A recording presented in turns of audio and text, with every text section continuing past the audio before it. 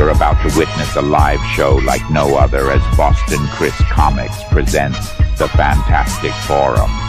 Boston Chris has assembled an incredible panel of some of the best YouTube channels from across the comic community to hang out and discuss all things comics.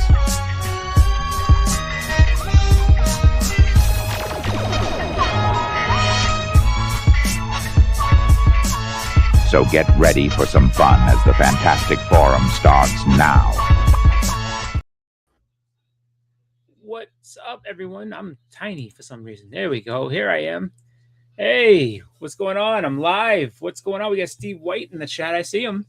And yeah, I decided to go live tonight just because I haven't been live in a while. And so why not? Everybody else goes live. Why can't I? You know what I'm saying? So I'm here. I'm live. I'm here for you, your entertainment. And I'm not alone, though. I'm not alone. I have a friend with me. So I'm going to go ahead and properly intro him just because that's what we do here. We make sure that everybody gets their due. So without further ado, let me go ahead and intro my guest. Bleecker Street. Bleak, bang that joint. Bleak.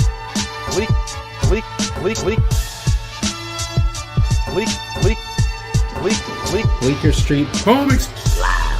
Oh, not a slab. Bleak.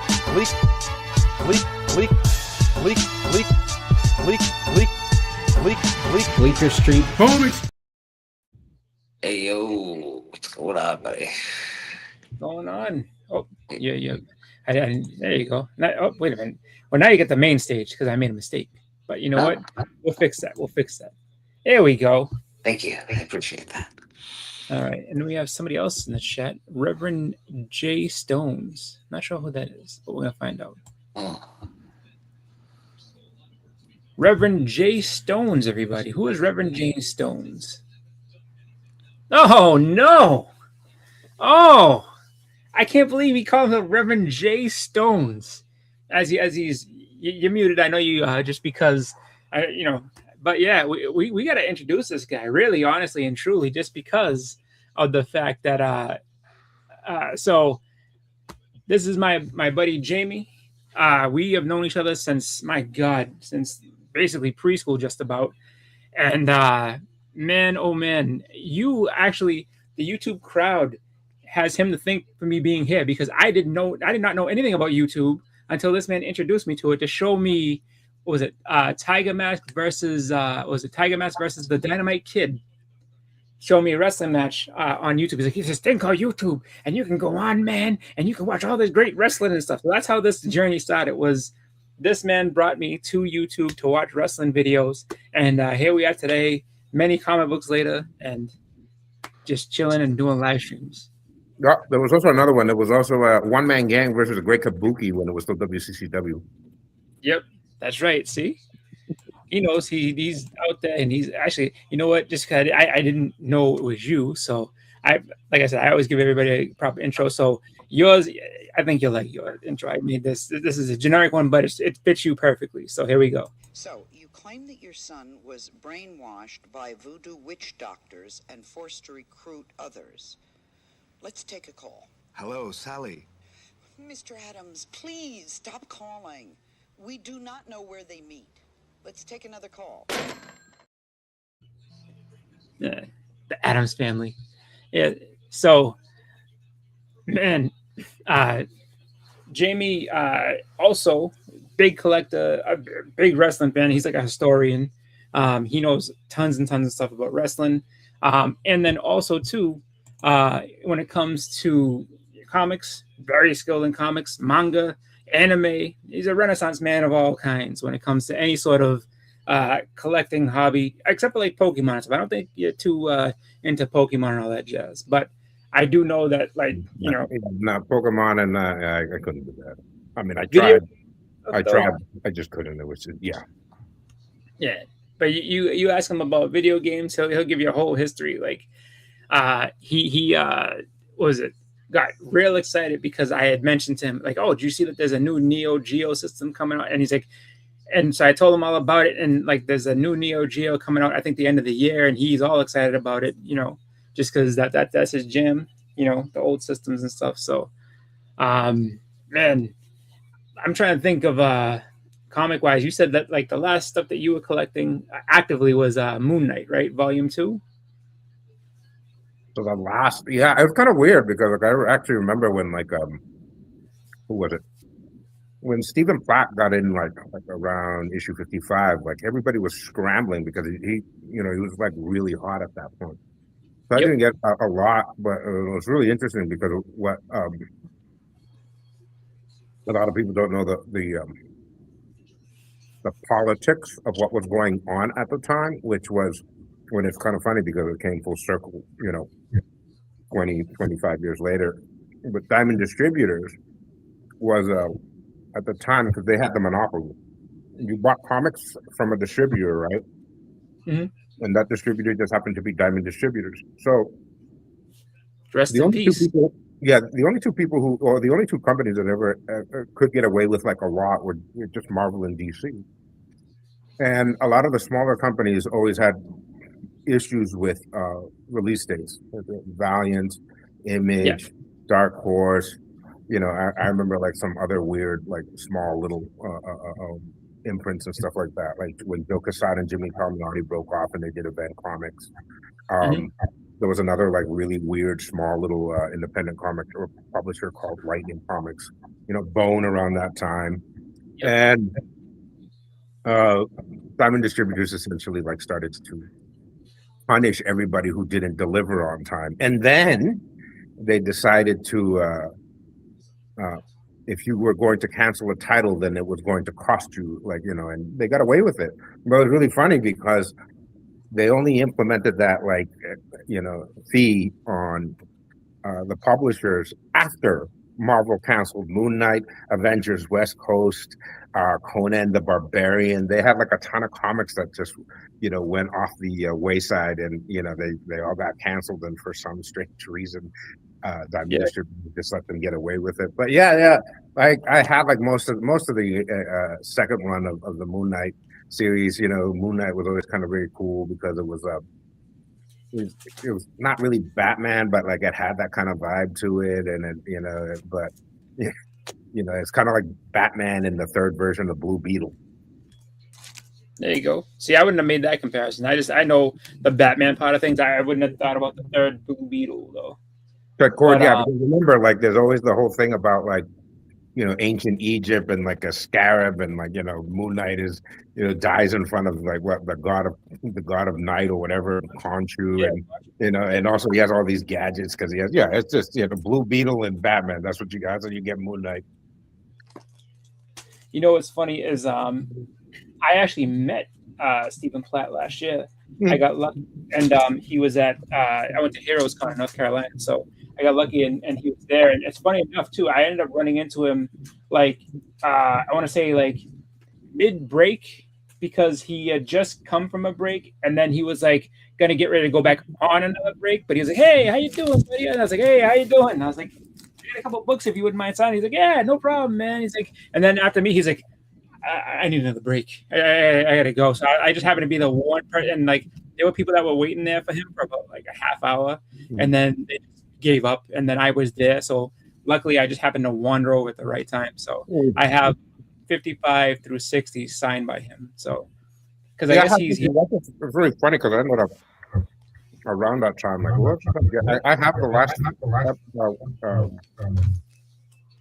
I have the last issue of Avengers West, and I have the last issue of Moon Knight of the second series, and it's just kind of weird, like, you know, Marvel canceling a ton of titles around the same time.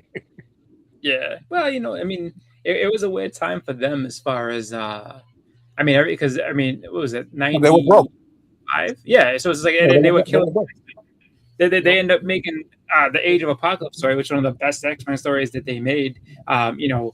And it was made that so popular, and then just because they threw caution to the wind, it didn't matter what happened next. It's like, all right, we can kill all these characters if we want to, because, you know, it doesn't matter who survives and who doesn't. We can change people around as far as being heroes and villains and how everything works. So it was a fun story. It was a fun time. I mean, almost a tragic time though, because if we had lost Marvel, man, where would we be today? Comics. Yeah, they made really dumb decisions, like when they bought Ultraverse. That was really fucking stupid. they didn't even buy them for the comics, from my understanding. They bought Malibu because Malibu had already started doing uh,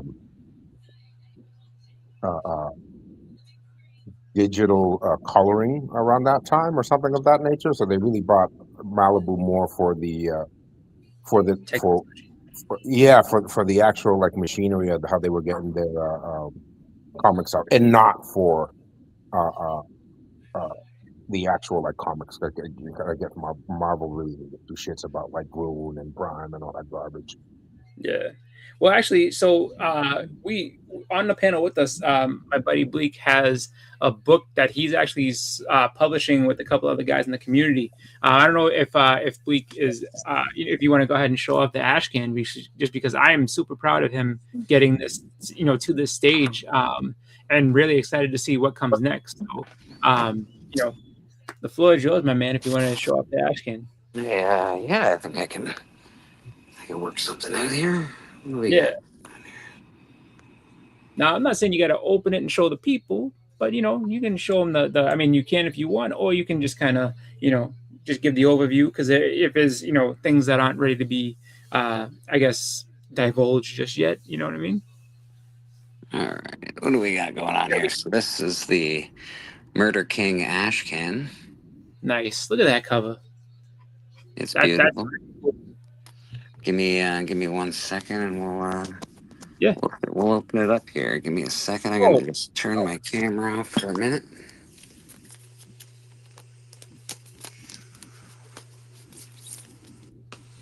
So these are really beautiful, by the way. These are gorgeous. The finish is gorgeous. Everything. Yeah, is it gorgeous. looks so high quality.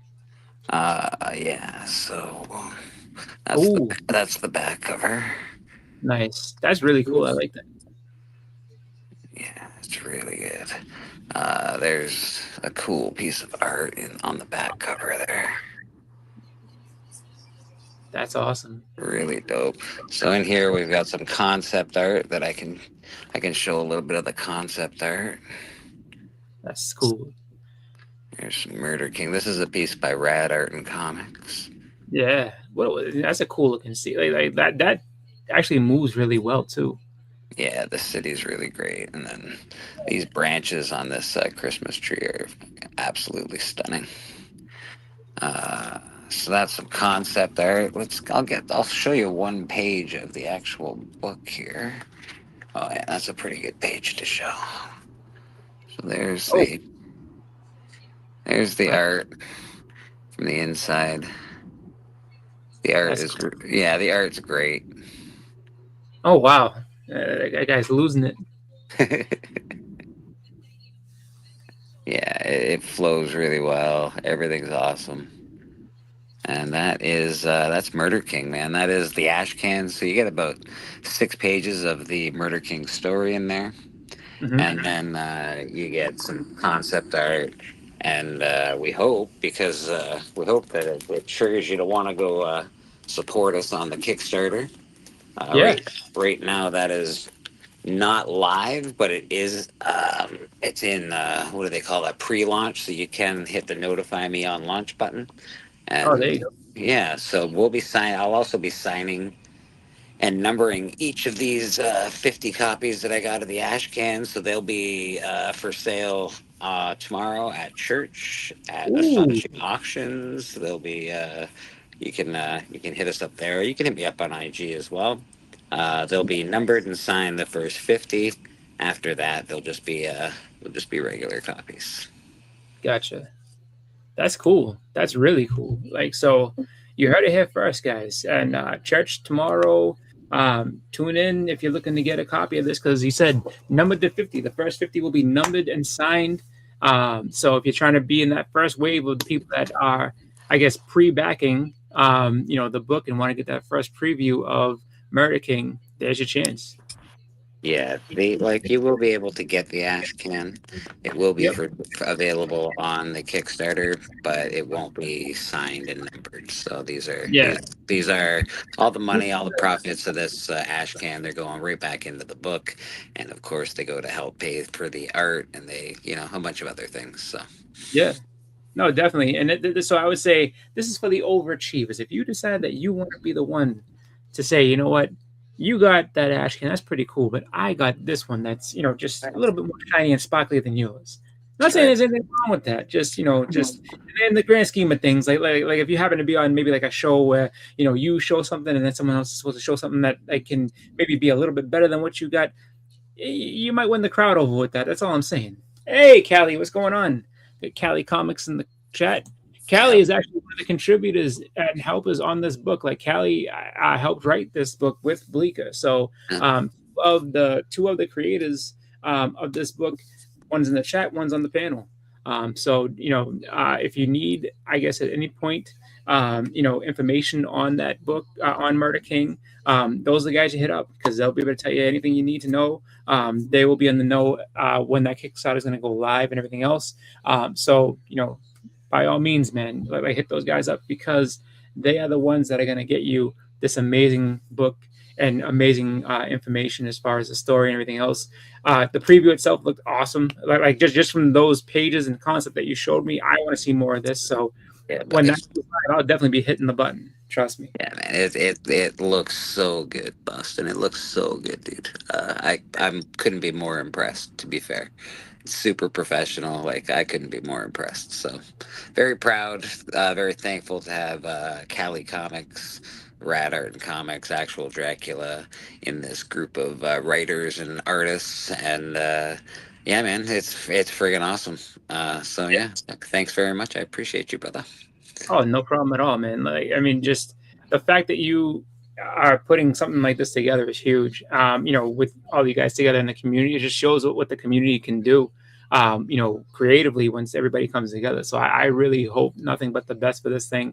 I want to see, what this universe looks like as a whole. So I want to see this expanded out to, whatever spin-off titles you have, let's make this. Put it this way: it's your book that you guys are making, but it's for the community, so it's technically our book. So support our book when the time comes, because that's the way it is. Oh my God, there's so much more than just murder and mayhem in this story. So it's very cool, man. Like I don't know, it's otherworldly. It's awesome, man. It's really good. Looking forward to it. We got another guest that hopped in, so let me go ahead and get his intro ready because we got to bring out our next guest. So here we go with no further ado. Cowabunga! Who that? Who that? Who that? Who that? Who that? Spec that is not upset. Best in boxing. Who that? Best in boxing. Who that? Who that? Who that? Who that? Who that? Hey, man. How many people can show a Hawkman 4? How about that? Look at it. I've never owned one. You had multiple? Not I had 2 of them. And nothing you did. Oh, man. How y'all doing, man? Nice to see everybody. Just got back from the convention. I'll do a walkthrough. I did one on my channel if anybody wants to see the walkthrough of the con, but I'll try to do it again on church tomorrow. Nice. Like I've done in the past. So, but if you want to see initial walkthrough on not so busy of a Saturday, because the weather was kind of bad, I would say check it out. Sunday might be a little bit more busy if the weather's not. I watched quite a bit of that walkthrough. I was watching it. What So which convention is this that you went to? This is GalaxyCon New Orleans. Oh, yeah. It's the owner of GalaxyCon, if people don't know, is the former owner of Wizard World. Oh, okay. So what happened is he sold Wizard World to the Fan Expo people, whoever owns that, the initial one, I guess it was like Chicago, all that stuff. Whoever owned that, that's what he sold it to. But he had, when you sell these companies, people forget you have to do what they call it, a non-compete clause. Yep. But they don't last forever. They usually last for, so many years. So when his time came up, he started GalaxyCon. And he's been going to all the old stomping grounds of Wizard World, which is like New Orleans, Raleigh, Like Yeah. basically all the old stomping grounds you can think of. I think he goes to Boston as well. I'm not, I haven't seen that. If they well, do, I'm not 100% sure all the. But you could always go to GalaxyCon to see all the places he goes to. Yeah, But they had a good lineup. They had I would say a decent lineup. They only had 2 spots for comics, but they had a decent lineup for like some creators. They had Steve Englehart, which to me is the biggest name there. As far as all the stuff he created and worked on. Yeah, he's definitely a tough get as far as creative is concerned, just because he only recently started doing conventions again. Yeah, he was supposed to go to Heroes when we were there, but he canceled. Yep, he went to Terrificon, so I get to meet him there. So that's why I was upset when he was a guy, But I have to say that it is kind of he's an older guy, and that ends up being he's like I would say I think he's around like my dad's age. He's like in the 70s or something. Yeah. But he looked good. I talked to him for a quick minute. Told him I love the Hero for Hire run he worked on. My favorite story in that run was the issue 9, which everybody knows. Luke Cage. And we chatted about that for a good. I wish I'd have kept it on camera, but sometimes these guys don't like the camera stuff, so I didn't want to. I just wanted to have a conversation with him. But it was a good conversation talking about how that story came about, and I told him how he knew I knew the story because I was calling out the scripts of it. I was like, "Yeah, I like what you said. I want my money, honey." And he beat him up for $200 and all kinds of stuff. He started laughing and we talked about that. The best, one of the funniest parts of the whole thing is when like Dooms is like, "Are you insane? You came here all the way for $200? Are you insane?" And like, it's one of the funniest moments because like you could tell like Dr. Doom himself is just like. And then he's just like so taken back, and then like when he can't beat Luke Cage, when Luke Cage is like still coming at him, he's just like, no, all right, look, I'll do it. Here's your money. He's like I want this man gone because I can't stop him. He can't stop him. So I showed him. So I got one book signed by Steve Englehart. I didn't. This convention happened on my off week of getting paid, so I have no money. So but I just come back from a vacation. So even if it was the week I got paid, I probably still wouldn't have no money because I just came back from a vacation. I was just lucky enough to get tickets to go because I was not paying to go to this convention. But I got him to sign this issue 6 of go ahead and Luke Cage. The reason why I chose this one because Roy Thomas has signed. Oh yeah, front. That was. This was actually one I was going to get. Gary Conway to sign, but he passed away. So Steve signed the inside. I got Steve to sign the inside. Wow. Yeah, that's he said, "Oh, old school." I said, I like it on the cover all inside. I said, whatever preference, but I saw the cover was kind of busy. I said, just put it on the inside. Yeah, it would have been nice if I got Gary Conway when he was at Heroes Con, but. If anybody goes to gone to Heroes Con and you get these signatures, you kind of got to make decisions. And the Roy Thomas decision and not the Gary Conway decision because I only had one book for Gary Conway, which was this book. So I chose to stand in line for Roy Thomas, but kind of wish I would have did the other way. But at least I got it double signed now, and that's going back in my little personal collection. But I was gonna get more books signed because I thought he might have been like $10. He was $20, which is nothing wrong with that, but I did not have $20 a book to get stuff signed. But I got the one book that that Roy had signed, so I was happy with that. That's all. So that's all I did. I might bring some books to get some trades done. The guy said, "Oh man, you got some stuff, man. I'd love to do some trades." So they only had 2 dealers there. So. The guy talked to me and he said, if you got some doubles or some stuff, bring them. We could do some trades. So I'm going to see what I have. I really don't have doubles anymore. And we'll see. So but, it may not be doubles, but I got some stuff I'm willing to pot with if you're willing to pot with those things. There you go. Yeah. But these are going to be on Astonishing. So if they don't sell, then if they don't sell, I'll bring them tomorrow to trade out. So we'll see. All right. Are you on Astonishing what, tonight? Who that? Yeah, tonight. They're doing a vintage night. Oh, I see. Give me 1 second because we got. I pulled out some stuff. We got another guest in the back. So I let me see go ahead somebody and get, lurking in the back. there we go. Let's just go ahead and get this guy out here. Oh, Freaking there we go. lurkers, man. Freaking lurkers.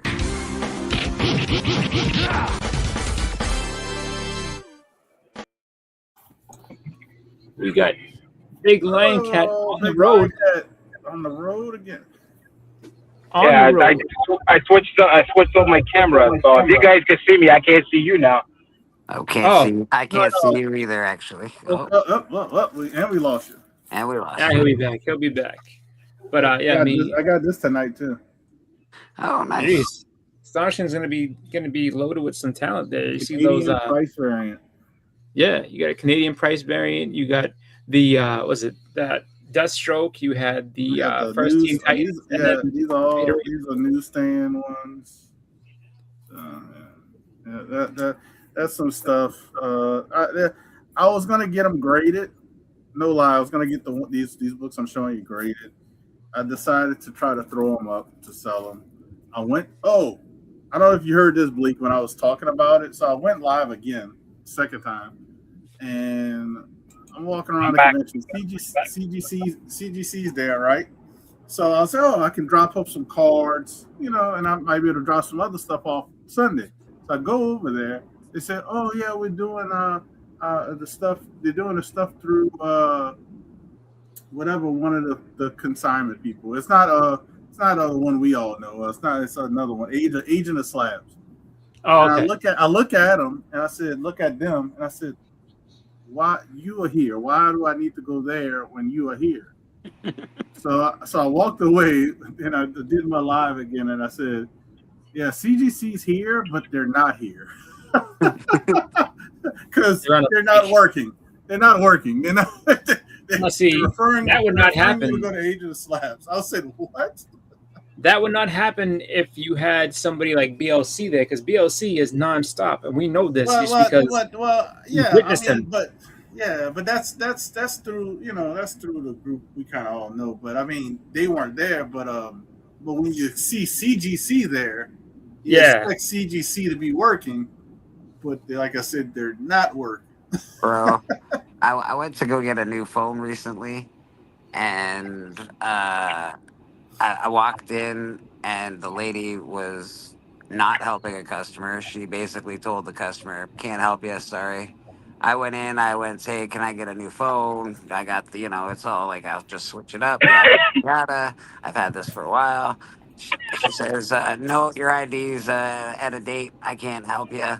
The chick I'm with goes and says, hey, and like the chick I'm with goes and she's like, I need help with my phone. And she's like, can you do this, that, and the other? And the chick said, no, sorry, I can't help you. 3 out of 3, bro. 3 out of 3. I'm like, this place must make no money.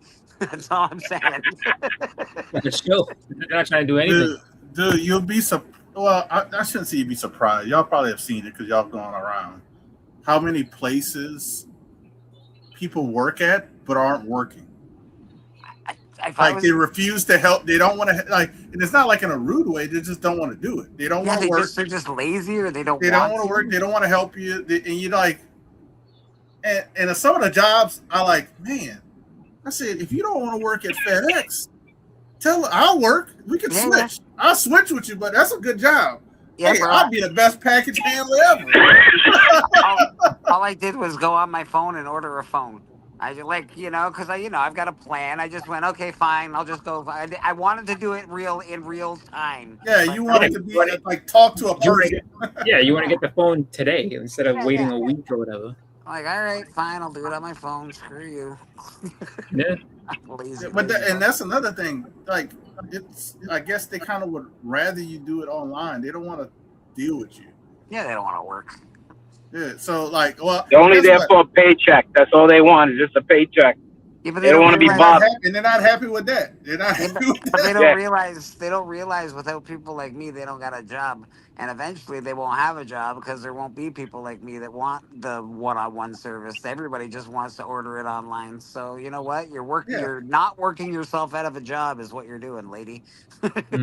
Yeah, it's not. It used to be you're working yourself out of a job. Now it's you're not working. It's weird, but that's what they're doing. So I have to ask a question of BLC just because I know that I have. So I have the package right here. I've had it for a long time because you personally hand delivered it to me at Terrificon. I just never opened it because I said I'll do it when I go. You see how often I go live, right? So I know you'll be at Terrificon because that's like that's your jam. You know what I mean? So are you doing another giveaway? Because if so, I wonder if I can double up and sit there and try to I'll definitely enter again and see if I can win it 2 years in a row. Yeah, I haven't posted a giveaway for Terrificon yet, but I will be soon. I'm looking forward to it. I think Terrificon is going to be great this year. I mean, it was great last year. I think it's going to be awesome. Oh, it's always great. Every time I go, I mean, there's nothing to complain about. I mean, where the location is, how they handle it, waiting online when you go through security. I mean, it's open space. There's not too many people. I mean, there's really nothing. It doesn't matter if it's raining outside. You're indoors. I mean, I can't find anything wrong with it, to tell you the truth. No, it's a great time, and even if you don't stay specifically in Mohegan Sun, the other hotels that are nearby, they'll shuttle you over to the show. Yeah, shuttle you back. They got shuttles. Yeah, parking's free. That's big. That's key. That's huge. Big time right there. Yep. Hey, I want to add this. Y'all talking about conventions, and it says, if you are interested in seeing Danny Glover, and he's at a show, go see him. The reason why I'm saying that is I don't know if you guys heard. He came out and said he has early stages of dementia, not dementia, Alzheimer's. Yeah. Mm-hmm, I heard. I think it's worse than it's he came out saying. The reason why I'm saying this because I have inside information that he has 6 people handling him at the hotel. Not 1, not 2, like 2, I forgot what they caregivers. That's what that's what I was told. Caregivers. He has 6 caregivers. That's sad. Just because Danny Glover. So if you want to meet him, it looked like he looked good. When I went over there, I kind of walked through. He looked good. You can tell he's a lot smaller than he used to be. But as you get older, you lose weight. He looked good, but it's just when I heard that information, I said I need to tell my friends who if he goes to convention, you want to meet him, go meet him because I think they're doing this because he might not be doing much. Soon. You know what I mean? Because I don't remember Danny Glover doing a lot of conventions. But, what I've seen, he's gonna be at Chicago Fan Expo the weekend right after Terrificon, and I will be doing both shows. So I will be. And he's not charging a lot for signatures. I want to say the signatures is under $100. I know that for a fact. I think it's like $60. Wow, which is very, and for somebody like him, in my opinion, I would, if I had the money, I would pay it over $100 to get a signature. Absolutely. But it's like $60 or $70. It's crazy because you think about everything like Lethal Weapon, how big of a thing that was. You think about Predator. Predator. I mean, and Predator 2 was like he was in that, and that wasn't like a huge hit for him, but that was another big. It's such a cult following that people love. It doesn't matter. Oh yeah, no, I'm saying it's like, so you got that, you got The Color Purple, you got what's it called? The man made plenty of money with Angels in the Outfit. Like you're looking at a guy who's just been around and a great actor overall. Just amazing work he's done. So. I think I don't even know if I think for him I'd rather get rather than get a book signed by him, I'd probably get a print signed by him. And I want this print just because. Or I definitely sign up for the or like a mini poster, or regular size poster. I take my copy of Predator 2 probably. That'd be a good one to get him signed. All right, you see, the thing with that, and I'm fine with that too. I think it'd be cool to get him to sign that. I feel like something like that, just because I'm a big fan of his, so I'd be like, I would probably spring for, can I get this, can I get the picture with you and then get that autograph, whatever. That I think would be sick. Yeah, and he's one of the only ones that are not doing pictures at the table. Mm. That's another thing too. I kind of noticed that too. I paid attention to a lot of stuff when I was looking at it and walking around. Yeah, so like, the only way you do a picture, I think, is like one of those photo ops. But yeah, he looked fine. But when I heard he has 6 caregivers, I was like, golly. I said he must be not doing as well as you know. Well, he's got to be really old by now. What is he, in his 80s? Maybe. I'm not sure. I think he was pretty old when I was young. I feel like. He's 79. Yeah, so he's right there. He's knocking on the door. Let's see. So I did want to promote one thing that the Black Order Comic Club is doing. So we have, go ahead and add this on and bring this up. So we have, make this a little big. It doesn't really make a difference, does it? Well, you probably can't see it. I can't see it all that well on my screen just because of the way it is. But this is a comic charity raffle that we're doing for the Black Order Comic Club. You can use that that QR code right there to go in and make a donation. There's a bunch of different prizes. Like if you go on to the Instagram page I'm showing, you can look and see all the different prizes that they have, for the raffles, and you go there and make a donation as well. It's going to a great cause. So if you guys want to go ahead and check that out, help us fight cancer and support the community as we try to support people worldwide from cancer and trying to help find a cure. So I just wanted to go ahead and promote that for everybody. Give you the thing. You can go right on Instagram, Black Order Comic Club, and you'll be able to get right to the QR code and see the information right there. And then Steve White, who's also a member of the club with me, he said $5 gets you an entry into the raffle wheel. So and it's 2 different countries. We have Canadian. We have some Canadian brothers that are going to help out as well, have their own. And then we also have, people from the United States as well. So plenty of good stuff there. Definitely check it out. Bunch of, really good stuff all around. So, by all means, come check that out because it's going to be, something I think that's amazing.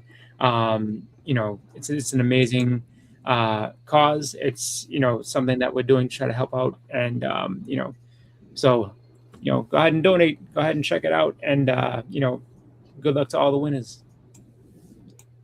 So that's what I got. I'm going to go ahead and get us all back. There we go. There we go. My buddy he came back in and out, so he's back. So with that being said, okay, and yeah, so on the Instagram, like you can scroll through and see all the different prizes, and all the prizes are listed. So go ahead and definitely check that one out because that's going to be telling you there's some really, really fun stuff. Like people have donated some really, really fun prizes and stuff.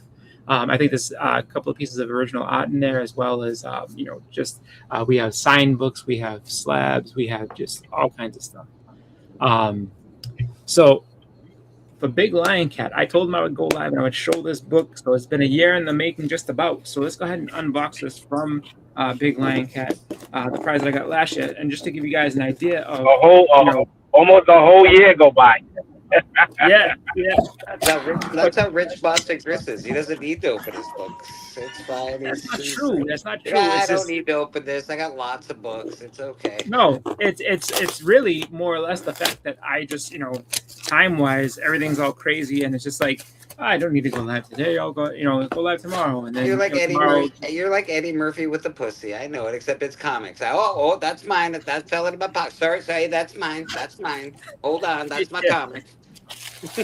No, but it's funny just because just want to show everybody. So the way that Big Lion Cat's giveaway normally goes is that you can enter it by just put the video out, let you know what the what the book's going to be and everything like that, and you're entered.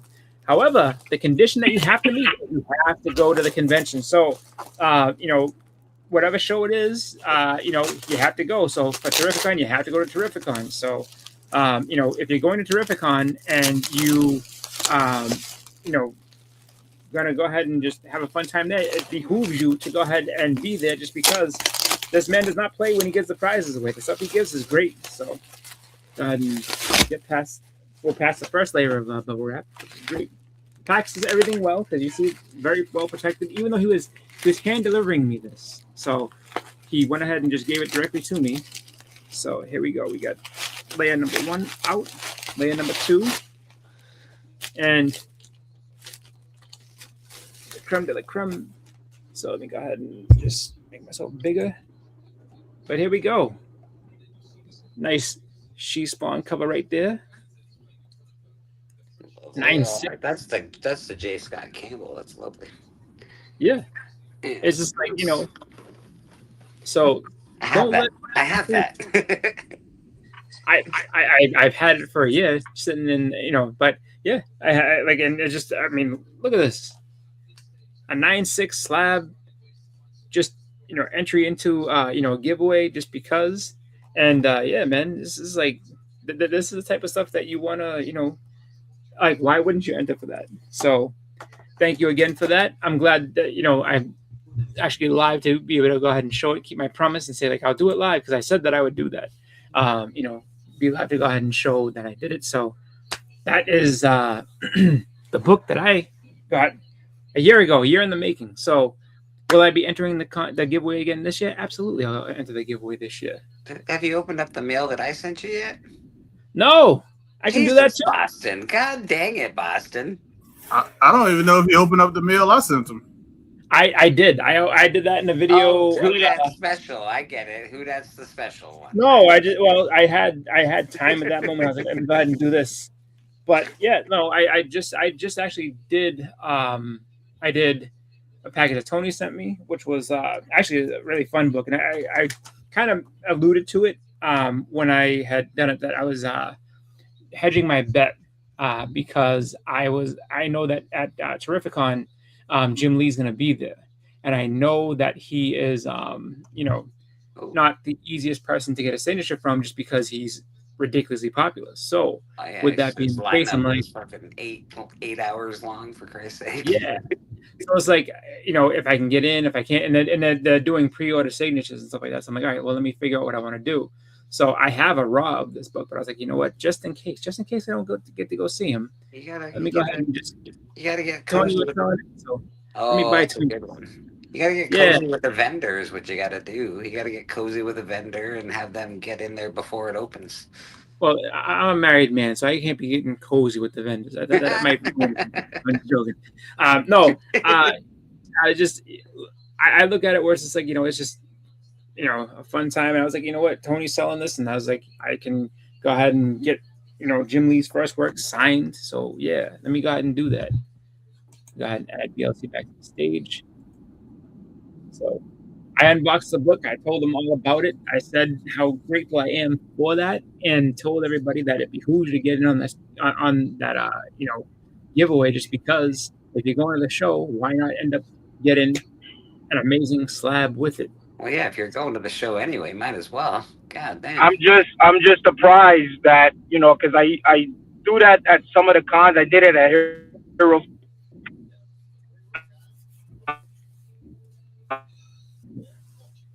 I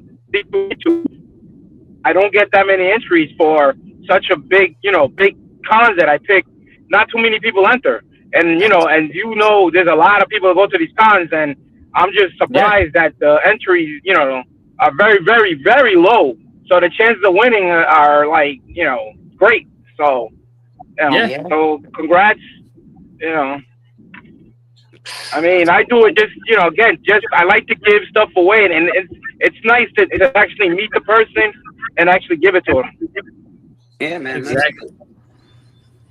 Because that's really like the biggest thing about it is that, you're getting to kind of meet the community and say, hey, man, like, I've watched you on YouTube for however long, and yeah, and like great to finally meet here in person. So and that wasn't my first meeting with BLC. Like I've hung out and met him like a bunch of different times. So now it's just we see each other as friends every time. So it's like, oh, you're going to this show, I'll see you there. So it's just like, and that's a mandatory. Whatever show I'm at that I know he's at, like I gotta hang out with BLC.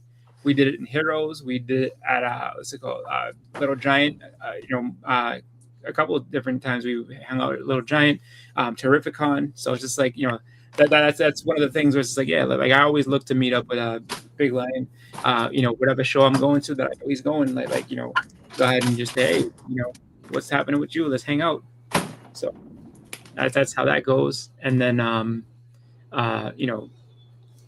was lucky enough to be able to hang out with Who Dat Heroes.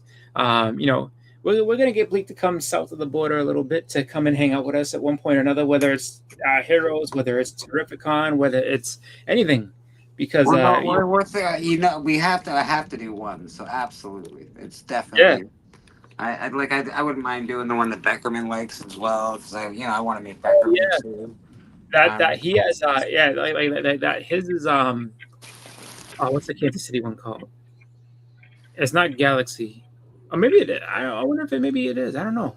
He's got a couple of different shows out that way. And then actually another thing about GalaxyCon that I'm a little bit jealous with Who Dat going, because Kofi Kingston and Austin Creed, aka Xavier Woods, there. My friend Austin Creed is there. And I was so excited. I was like, oh, when I saw he was doing shows, I was like, oh, you have to come to Terrificon. I have to finally meet you, because if nobody knows, I used to watch Up Down Down, which was the channel that he had for video games while he was with WWE. And he started that channel before he was with WWE, but then it became a big thing. They, I guess, control it now, which is kind of sad because it was his channel that he started.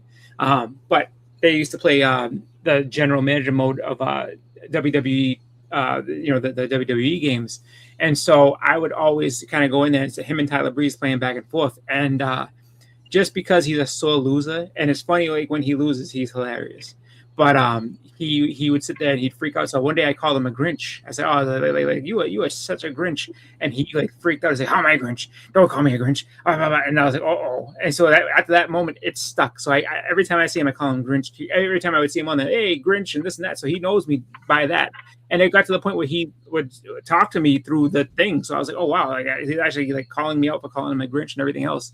So it's my mission to I absolutely want to meet him, just because I'm a huge fan of Austin from before he was in WWE, when he was in TNA, when his Consequences Creed.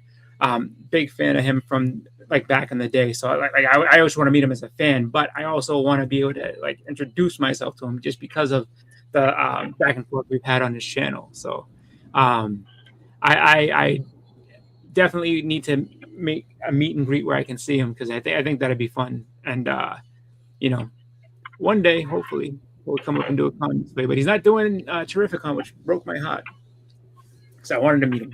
But and I will say this too, when it comes to Terrificon, autograph wise, I have some decisions to make, because there's a lot of people that I want to get stuff signed by. Celebrity wise too, I've gone down that road a little bit. And there's definitely a couple of people that I definitely want to try to meet this year. I don't know if I'm going to be able to do it, but celebrities are the ones that kill you, though. They're like $100 to $200 signatures usually. Some of them, yeah. Some are $60. Some are $60, but a lot of them, Yeah, no, I haven't graduated to the 3-figure celebrities yet. I'm still dealing with the reasonable ones, but yeah, no, it's just as far as people that are there that would be awesome to meet, that I know are going to be there. It's we have Ron Perlman's going to be there.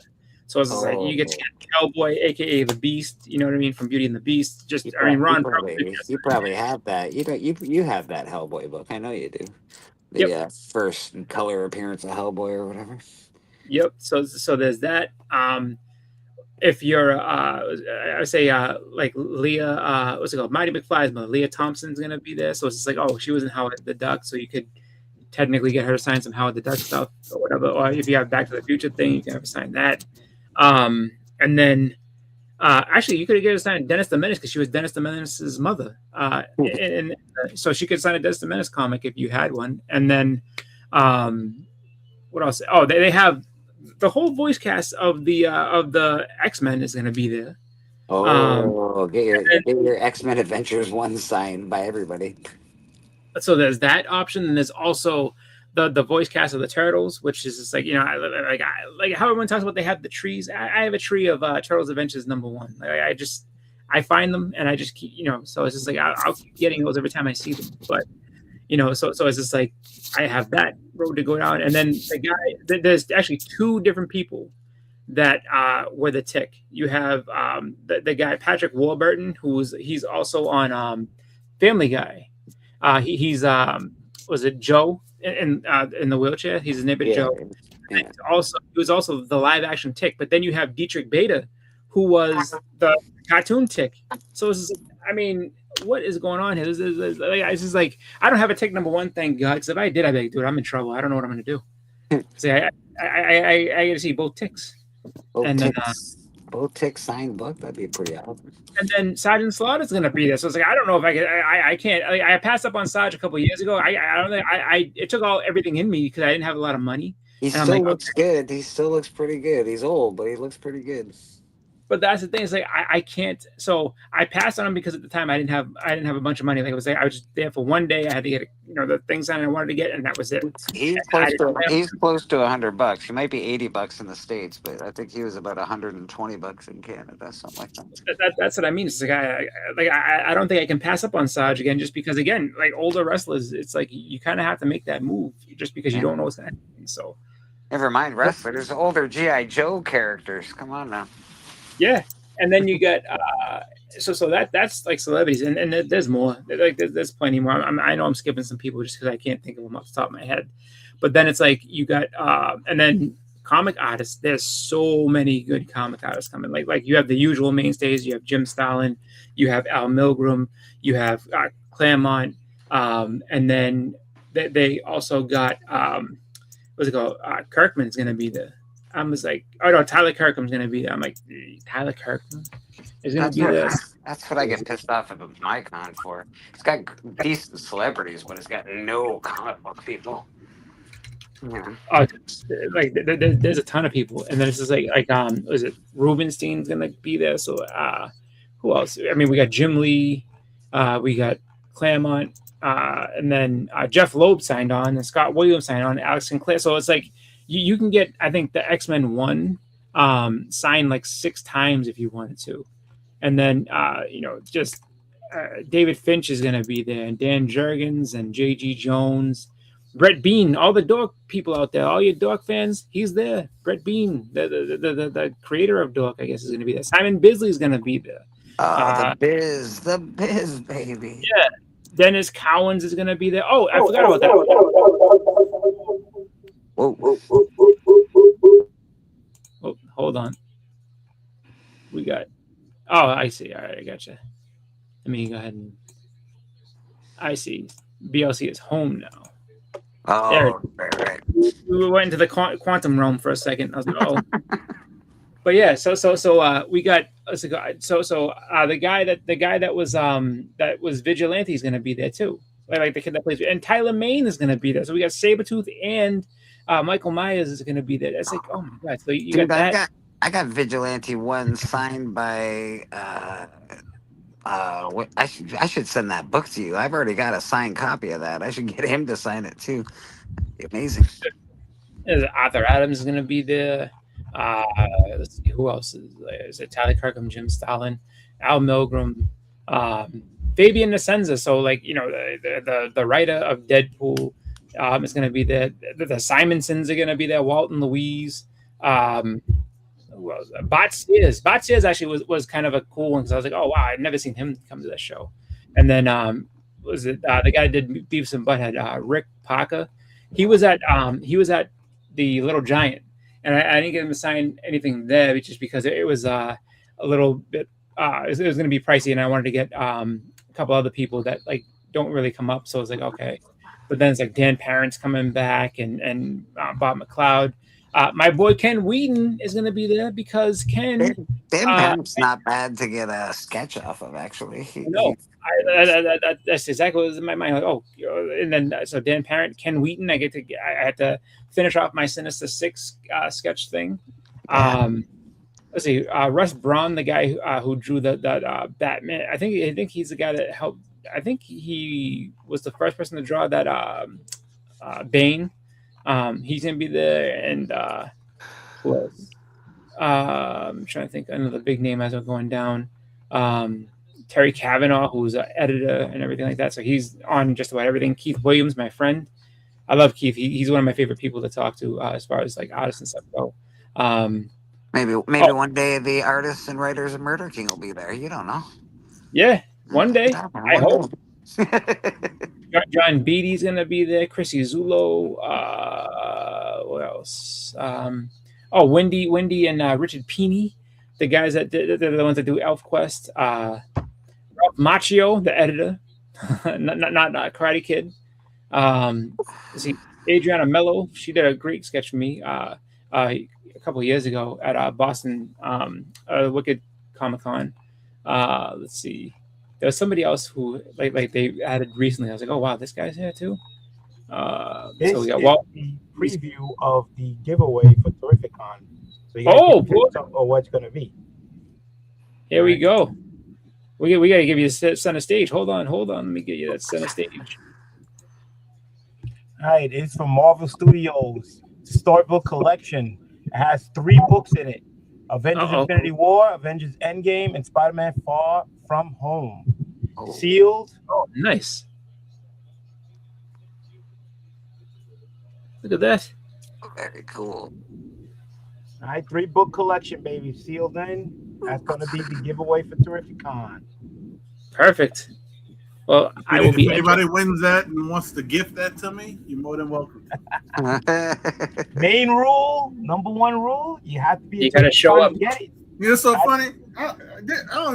You didn't do a giveaway for New Orleans Fan Expo, man. I need something. Hold up.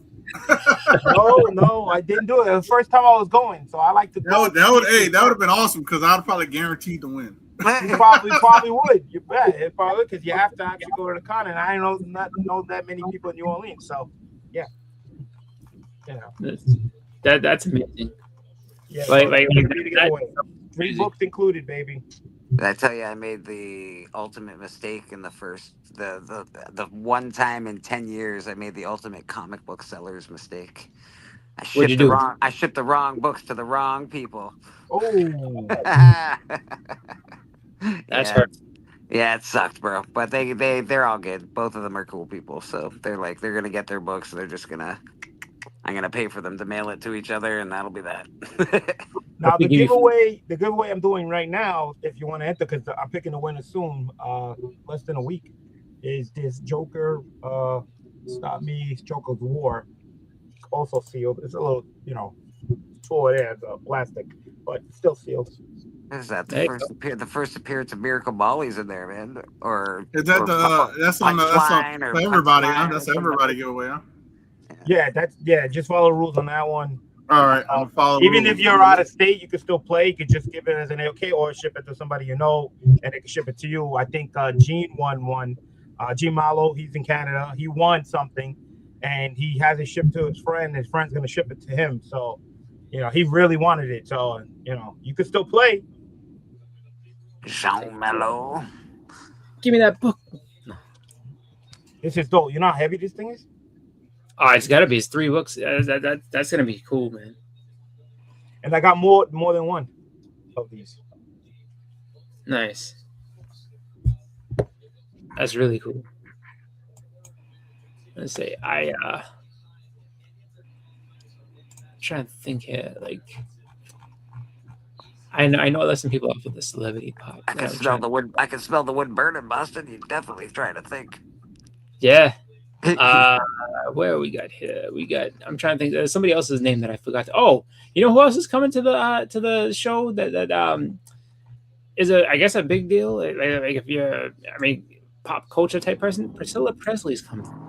Elvis's wife is showing up. She was at my show in Niagara, for Pete's sake. Not recently. It's weird. She must be dying or something. She's making her rounds. Oh, look at this guy. Bobby. What's really going on? Well, Priscilla Presley's going to Terrificon. That's happening. I'm not a big, Priscilla Presley fan outside of the Naked Gun, but she's going. So if you are a Priscilla Presley fan, and want to, I guess, meet her, come to Connecticut August 7th through 9th, and you can meet her in person and say, hi, I'm a huge fan. Let's mingle. I don't know. I don't know what you'd say to her. Hi, Priscilla. I'm a really big fan of your husband. Pretty much. I feel like that would be.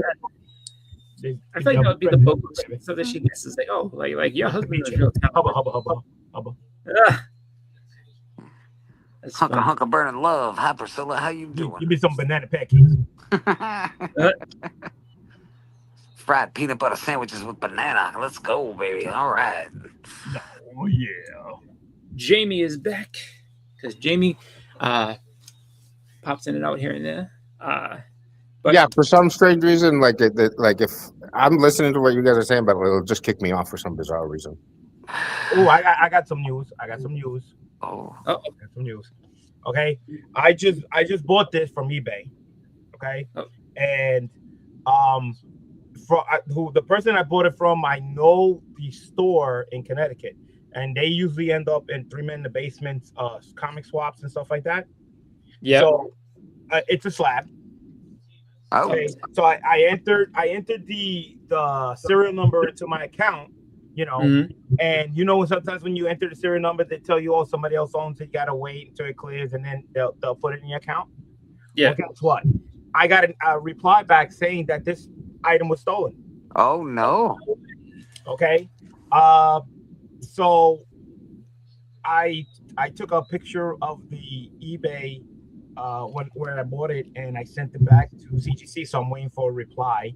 Of course, it's the weekend, so you're not gonna hear nothing until Monday.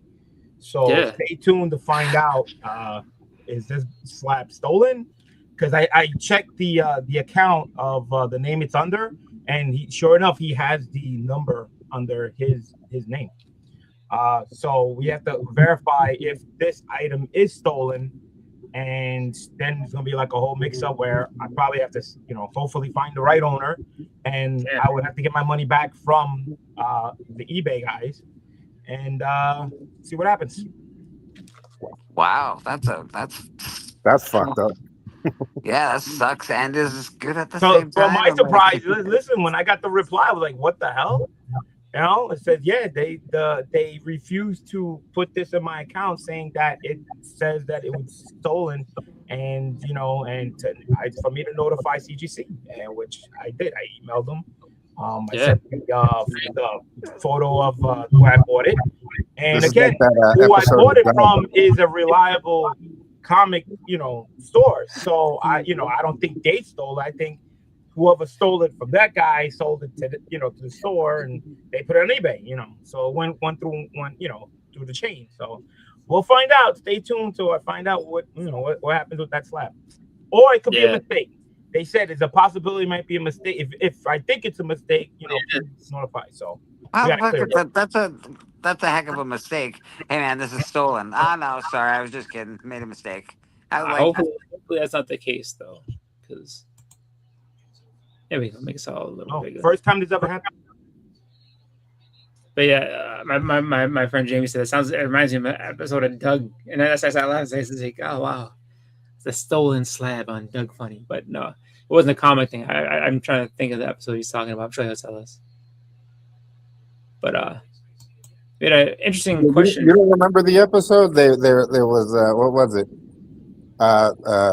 Doug wanted to buy a comic book, and it was like, what was the comic book they were into? And it was like, no, not that was his comic book character, but I can't remember. But like, Doug has a fantasy of being comic collector boy because he ended up getting the #1 issue, but then he found out that they go to the comic book store, and when they go to the comic book store, it's closed, and then they find out the reason why it's closed is because the comic book store owner had gotten robbed, and it was possible that the issue #1 he had of whatever comic he was collecting was probably part of that cachet that was stolen. So at the end of the episode, Doug does the right thing and he gives the comic book to the old guy. That's funny. I could exactly tell you what the thing they told me was. The person who owner rejected the transfer of the number. It says it rejected the transfer for the following reasons. book stolen from my collection. Happy to allow the transfer if I get information on where the book was purchased. Oh. Oh, wow. Oh. Yeah. Uh-oh. We'll find Damn. out. We'll find out. I like so. I'm watching. I'm watching the World Cup on Kona too. You know, I just saw that goal go by.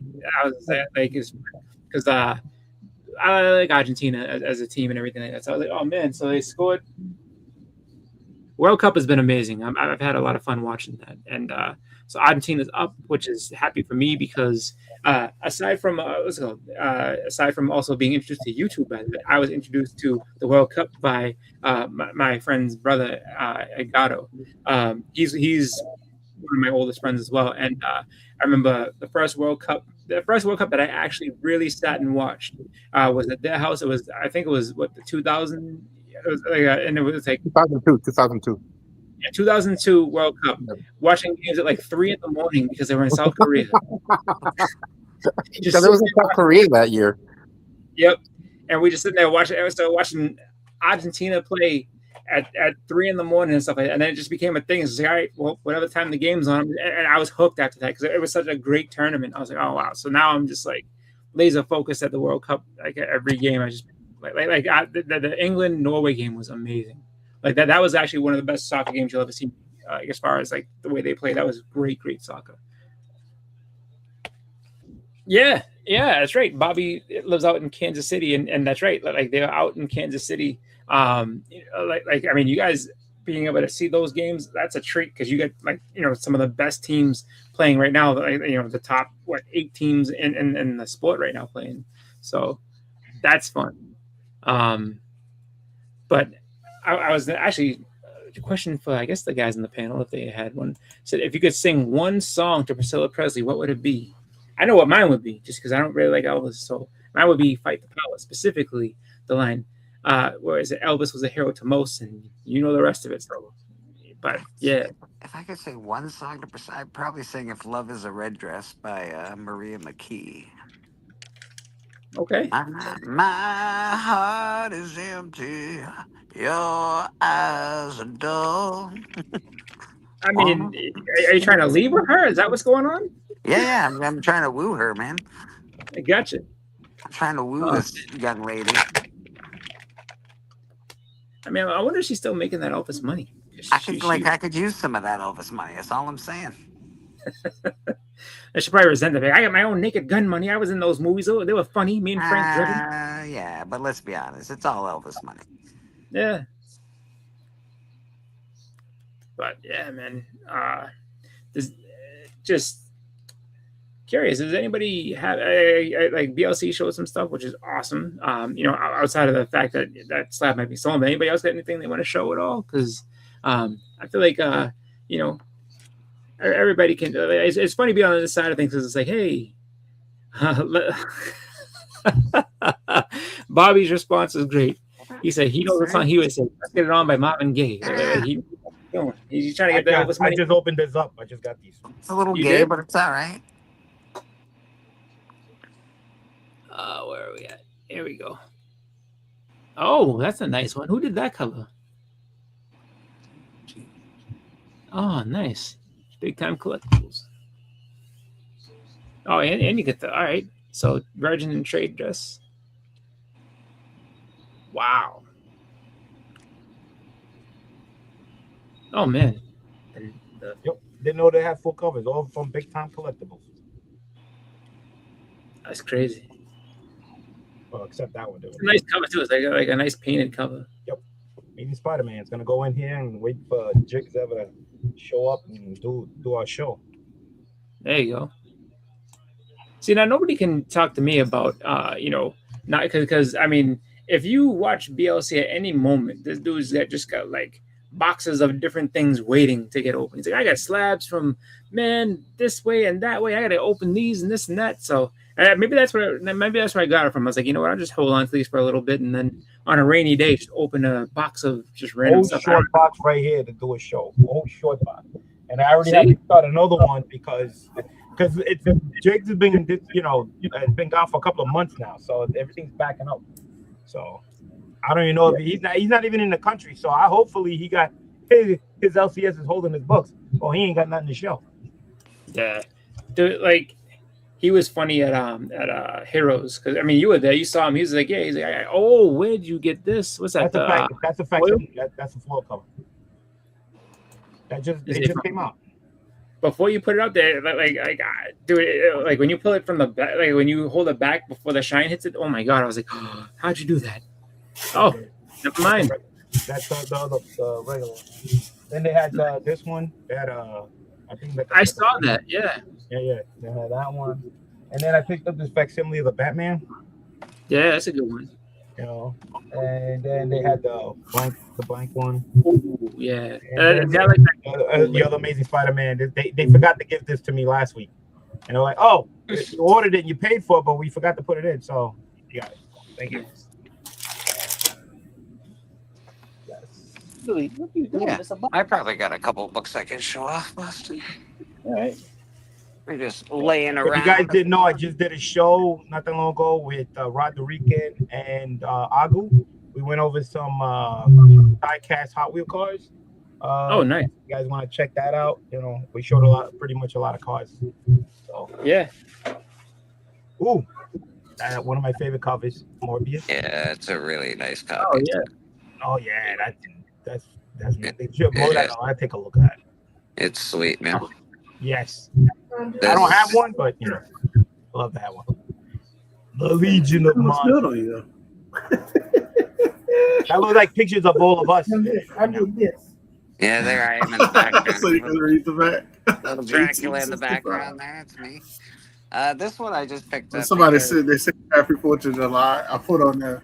So I said 250 years Happy 4th. I said I start mine once at 161. I said you know. This one says weird stuff on 161 years since that. People don't even realize. You know, we might pass away before it gets to 200 years since slavery ended. Like it wasn't that long ago. This says the first full appearance of Weapon H, Old Man Logan, Sabretooth, Domino Warpath, and Lady Deathstrike appearance. So yeah, pretty cool. Yeah, I mean, I know that was supposed to be the Weapon H, and like I always I feel like that was kind of a weird one, just because I'm gonna return them back and she can have some Get a gift card. Let's get a gift card. It's more it's more in line with Wolverine. I'd say that because you have a Wolverine character number one that people just do. Yeah, this is a nice, sweet copy of that too. Conan. Well, can you bring them back? No. I was like, what are we talking about? I don't know. What are you talking about? I feel like. Oh, you can hear me? Yeah. Yeah, we can hear you. The whole thing. Man. My wife's talking about clothes. Oh, so if anybody has kids, I'll just say this: you can get the school clothes from Target, and then at the end of the year, and when they outgrow them during the year, you can bring them back and get your money back. I didn't know that. Seems unlikely. That seems unlikely. It's Cat and Jack. You can look it up. It's 100% true. We've done it every year for my daughter, and this is our last year doing it.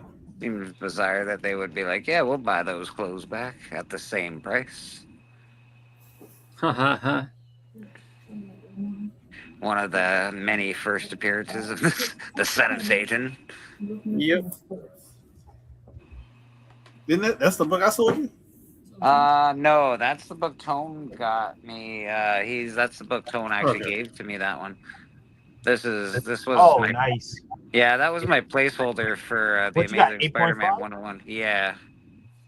No, let me see what I think I have that one. What's that, number 2? Let me see. This is Marvel Team Up number 3. Number 3. Let me see. I think I have that graded too. Let me see what I got. And this is such a nice green. Like, it's just beautiful. It pops. Like, the colors on this are amazing. Oh yeah, the 70s books, those colors they're mint. And this one as well is really, really nice. Yeah, that's great. Let me Let me get just 1 second because we got somebody that popped in. Go ahead and give him an intro. Marvel And, team-ups, number 3. 3, yeah. Yep. Oh, okay. I got a 9.4. Oh, this guy. Yeah, I have Marvel Team Ups number 1. I got 2 copies. One's a 5.5, one's a 8.5. Then I got a number 2. I got a 9.4 and a 7.5, and then 3 I got the 9.4. All right, give me 1 second, Bleak. I'm gonna bring somebody in real quick and we'll go back to I love them.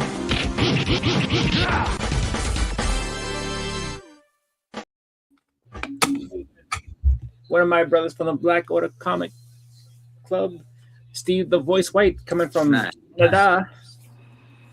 Yeah, up where Bleecker is. How's it going, guys? Hi, Chris. Hey, how's it going? How you doing, buddy? Bleak's just showing off some books real quick that Yes, he is. Look at that. Giant amazing size. stuff. Blah. Nice. First, Lilith. And last but not least, I've had that awesome ash can of Murder King get in there. Crazy.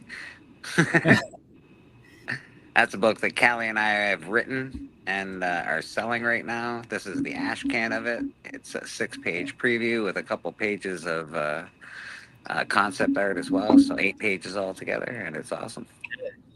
That looks amazing. Like the way that came out, they did a good job with that. Oh, it looks really good, bro. All right. Let's get me out of here. That's 50 copies right there. So Bobby actually had a good question. He said, what about Uncanny X-Men 141 Days of Future Past? Wouldn't that be the first Old Man Logan? But then he followed up with a very mean retort of, well, X-Men 142 would be the first Dead Man Logan. Yes, very dead. He's singed crisp. Can't be mean to Old Man Logan. Old Man Logan's awesome. The first Murder King is, I mean, I guess technically that would be the first Murder King in that ash can. That is, yeah, technically. Get yourself the first Murder King when that goes live. Tomorrow at church, people can buy copies, so definitely check out church tomorrow morning and talk to Bleak about getting one of those illustrious first 50. I've also I got a really nice unboxing at church tomorrow as well. So. Oh, and unboxing too. You know what else I have to ask? I have to ask now, seeing as how Beckerman loves to rub it in on TM because he was the first to back the shift and everything like that. Would you, I guess, appease him by letting him get the first of the ash can, so that TM can only have the second? TM has number 2 coming to him, actually. Like, even if would you be so cruel as to just sit there and be like, all right, even though you were the first one to purchase it, but your number was number 2. I'm sorry, it was just number 2 in the stack. It wasn't mean that you purchased it last. Like that'd be hilarious. Number 1, I think I'll keep myself. But the rest of it. So, I just the ash cans numbered? Yeah, it's free. Are the ash cans numbered?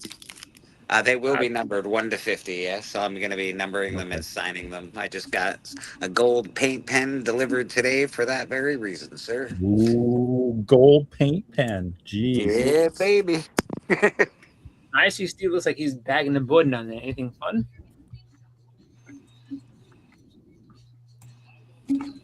I'm You get anything? all last week's polls and this week's polls, and well, they're bagged and boarded already. It's just they end up on my wall. I have a rack where I can stack a whole bunch of them. So I just put them up there until I've taken pictures of them, and then I can tape them, and then I can put them away. And I thought Saturday night, my buddy Chris is on. Let's go hang out with him and sit here and tape books, right? I mean, that's a cool looking company. 100 Bullets? Yeah, it wasn't a bad story either. I never read it, but I heard it was really good. Yeah. Brian Asperlo. And then I got to put little post-it notes and label it so that I know what the hell it is when I'm going back and finding them. Because you got to be organized. Dewey Decimal System, baby. Dewey Decimal System. I try, but then it becomes this whole key collector already has the information. I'll just worry about that later. But I do that. I'm meticulous, so I try to keep everything as organized as possible. The dogs, that's Don't sleep on Ignition Press.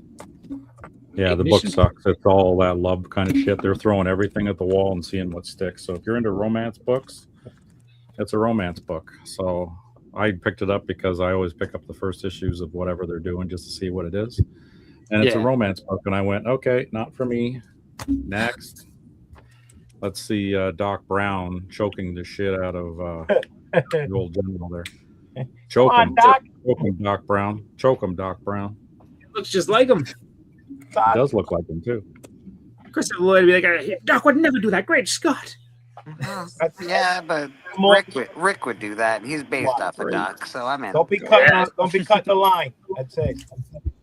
You wait in This was line. good, Get too. your I enjoyed signatures this one. behind me. Oh, is she in prison? Barbara Gordon, yeah, she's got her own little series now. She's in there by choice. So she's trying to unravel a mystery. This is the 3rd issue. Barbara She's Gordon, kicking okay. ass. You go, girl. Yeah, it's been good. Another amazing series that just came out. I freaking love this one. This is awesome. Vampire. So you got women, they're vampires, and they're pirates. Fucking what's not to love, man? Oh, wow. That's true, actually. Triple threat. It's got the triple threat, man. Like freaking amazing. I even picked up, I got one that's got all foily goodness in here somewhere. Yeah, the stack's not too big this week, you know. It's just a couple of books. My LCS freaking loves me. I think I'm putting his kids through school. Oh, yeah. Probably. Paid his mortgage off and paid for a couple of houses and vacation time and You get those retail yeah. Please, retail incentives. Don't I worry, got tons baby. of It's a those. big week. It's a big week in comics this week. We'll get you a new here we car. go. Don't worry, honey. Oh, look at that. Oh, yeah. Yeah, it's like how many Well, LCS owners, how many LCS owners drive Ferraris? Steve's does. It's just like I just got a pool, but Yeah, I got a ton of free books from them too all the time too. He's got this little box where all his overflow books, he just throws them into a free bin. The ones that are damaged and stuff, so I can practice my, cleaning and pressing skills. Nice. Which I haven't done yet, That's nice of him, though. Yeah. Oh, frick, man. I've got like 2-3 long boxes full of free books, so I can do all kinds of giveaways and shit, right? So That's sick. tagging, boarding, taping. Oh, yeah. Ooh. Yeah. Yeah, I got the black bag one, which I can't show. I tried to put it on IG, and I was immediately thrown off. I said that's not gonna fly here, sir. Yeah, because they had a policy against TNA. But I've shown books with lots of T before, and it's art, and they stayed on. But as soon as you show TNA, that's it. You're tossed. And yet, I can go through reels, and women are just like showing everything. It's I know. Especially those tattoos. Yeah. Those I don't know tattoo what's going sites. on these days, but they're going like I'm going through reels, and I'm like, that girl is showing her JJ. What's happening here? Exactly. And I show a piece of art, and I get thrown off. Yet it's okay to show 2 people murdering each other is perfectly acceptable. Actually, I'll tell you guys something funny now that you just said that. A buddy of mine had his own sort of Facebook page called Suspension of Disbelief.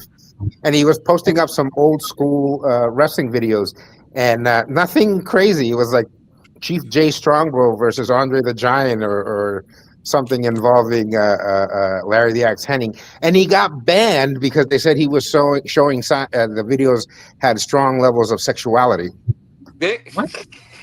I'm not kidding. It was the most bizarre Wrestling. thing. Wrestling will get you going, man. You know how that wrestling is. Get you Yeah, all he was in hot. the I compromising was like, position. sexuality. It's pro wrestling from the 70s. Who cares? Bunch of fat dudes with sort of muscly. You're like, Maybe Some sitting there- men in their underwear fighting. Like first and foremost, you're not gonna fool us. Like, we know wrestling's a male soap opera. Too much sexuality in that thing. Like, what are you talking about? Why are those two lovers fighting? What are they quarreling about?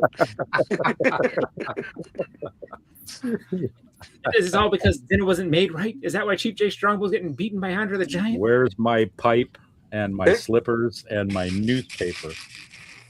You know, I have to come home from work. Come on now. Wait till your father gets home. Remember that cartoon back in the day? That was in the 70s. Go get the Switch. Right, go cut yourself a Switch. It better be as thick as my wrist. That's right. Dude, I remember. Was it that was on the Jackson? So the Jackson Family American Dream back in the day. Joseph was just sitting there, he's like, "Go out and get a Switch." He's like, Marlon, right? Marlon was like 12 years old. Yeah. Or something like that? Because Marlon couldn't do the spin. He's like, "Go outside and get a Switch. Be a man about it." It's like, oh my god. And then you just hear the kids screaming after that. I'm like, oh yeah, this is. Dude, the 70s had some unhinged. Superman 1. Go back and watch that. Remember when the cat's in the tree, and then Superman comes. Oh yeah, he let it go. Cat. Yeah, and then the kid goes inside and says, "Mom, and you hear the mom go, 'What did I tell you about telling lies?' No." And she beats the kid for seeing Superman. Hey, what the fuck just happened? Yeah, that's right. You don't know violence until you've been kicked their ass in a circle. She grabs hold of you and you're running in a circle and you're being fucking whacked. Yep, that's exactly it. Yep. It's definitely like just fun thing when that comes to me. But you know, I don't know. I think that when you just put stuff up and I mean, for the most part, you do what you can as far as like trying to post things and hope that people don't freak out on you as far as the the comics and stuff like that. I mean, as long as you're being tasteful about it, it shouldn't be that bad. But what can you do? Some people just decide that it's just too much. Like I mean, I remember it was probably last year when the industry termed it a virgin cover with no, what I mean? Like, we didn't make that up for ourselves. Like, oh, like, we're going to call this because we're dirty. Like, no, like, that's what it came out as being called. If you have a book that just is the art by itself, no trade dress, that's what they called it. And I remember at one point, was not a fan of that. They was like, you cannot say that. That is dirty words, sir. And just like, okay. So, it implies somebody too young is what they took it as. And it's like, what the fuck? Oh, I absolutely can understand where you're coming from with that, and I get it, but like, I mean, context has to matter. Yeah, there's got to be some context in the world. Like, we say it now pretty regularly, but at one point, I was trying to avoid it for a while. Yeah, well, I think they eased up on it because it's like, look, like you're banning people for something that has no reason to get this, and then okay, well, we'll ease up on it. In fact, I started calling them undressed covers, which I think is even worse. Look at this undressed cover. Look at this naked cover. Like, oh, like, here's the, I don't know, here's just the lazy cover. Yeah, here's the naked rogue #2. That's fine, no problem. Yeah, we just have a cover. Oh, yeah, there you go. This guy's got some books, man. He's got books. Yeah. There we go. With a great wall of comics behind him too. Nothing good. Yeah, and I posted this one and I didn't get in trouble for that one. But then, shaboom.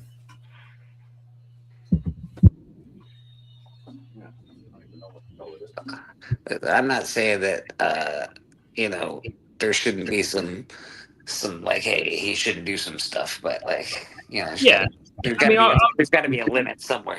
Yeah, there's got to be like there's got to be a good taste, like barrier there, and I understand that. Like if you cross that line, then yes, you should be told, hey, you crossed the line, can't have that. Sorry, but I mean, it just like you got to keep the strike zone the same. Like you have a consistent strike zone. If this is a strike, or if that's wrong, then this got to be wrong too. So it can't just be like, well, this is just different form of entertainment. So we'll kind of let that slide a little more than this and this and that, because then it's like, well, I don't know what I'm doing wrong. I'm just posting up comic books. That's it.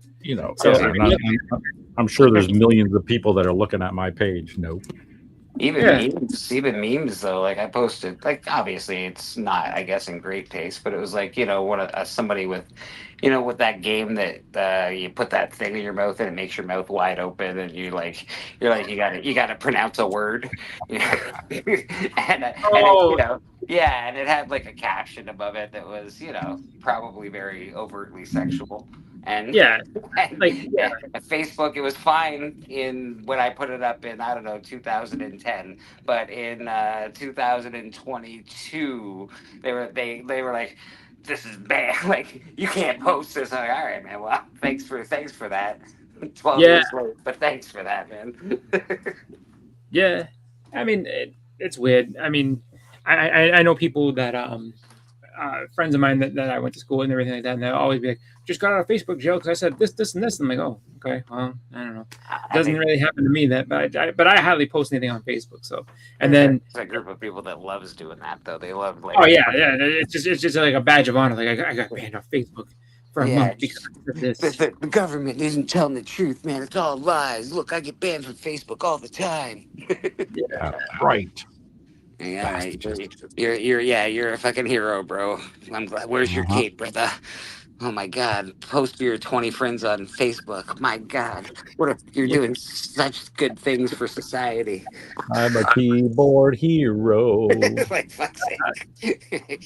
Like, I don't know if you know anything about algorithms, but you're like, you see 5 people on Facebook. Same with Instagram. Same with all that shit. You don't see all your friends. Not your posts don't go to everybody. Stop it. Not everybody. Actually, some of them go to people that I don't intend them to. As far as like friends of mine, they're like, oh, like people who I grew up with, like they'll see me posting stuff, like comics and stuff like that. Like, oh, that's a cool. I didn't know you like comics. Like, oh yeah, like I love comics. Like, I mean. It does do numbers for posts if somebody reposts your stuff though. Like if I repost Boston's stuff or he reposts my stuff, you get a lot more. Yeah. No, it just was like I had a couple people that that I went to high school with that like just were like, oh, like I didn't know that you liked comic books like that. I was like, yeah, I've always been a fan of them. I just post them up on here just because I could post pictures of vacations and things like that, but just like that's kind of boring. Like I should like do it. Like I mean, I came on to. I initially first got on Instagram because I was trying to follow this bar that it was called a Bit Bar, which is basically like a video game bar. So it's just like, all right, these people bring all these systems and stuff. You can play the game. You pay however much it is, and you can have some beers and it's kind of like old school arcade type deal. So all right, cool. And then after that, I was like, oh well. Then I just kind of got on there and I started, just kind of following the people I knew from the YouTube community and stuff like that, and then people I knew from school and stuff. And it's just like, oh well, then so both worlds kind of blended, and it's just like, oh, so then it's people like, you just post a lot of comics. That's cool. I was like, yeah, I'm just a fan of them. I have a good time with them. And they're like, oh, okay. I just didn't think that you liked comic books. I'm like, yeah. I love comic books. I just, I didn't broadcast it out in high school, just not because I was embarrassed or anything like that. Just, nobody asked. So I was like, it inspired me to post more comic books, Boston. I didn't post comic books for a long time. I just started because I'm like, well, Boston's posting all sorts of books. I might as well post books too. I got nice books. I want to be like Boston. Man, I got nice books. Come on, man. Yeah, you can post some things. It's fun, and I do an assortment. Like it's not always just like good books all the time. I do some stuff that like people just like, oh, this is just your regular run of the mill average issue, but it's a fun cover. It's a cool cover. It fits the topic that we're doing today, so I posted like that Wolverine trade paperback. I'm like, it's just a cool looking cover. You get Wolverine on there chilling, and it was called Mutant Monday. I was like, he's a mutant. Throw him in there. See what happens. Oh, he's a warrior. Throw him in there for the warrior thing. So yeah, he's Canadian too. Yeah, good old boy. Good old boy. Yeah, you just kind of yeah. Like the thing I posted up yesterday for the what's it called, the Fuck It Friday is what they call it. Yeah, I said it. Fuck It Friday. Fuck It Friday. Yeah. Fucks It Friday. Yeah.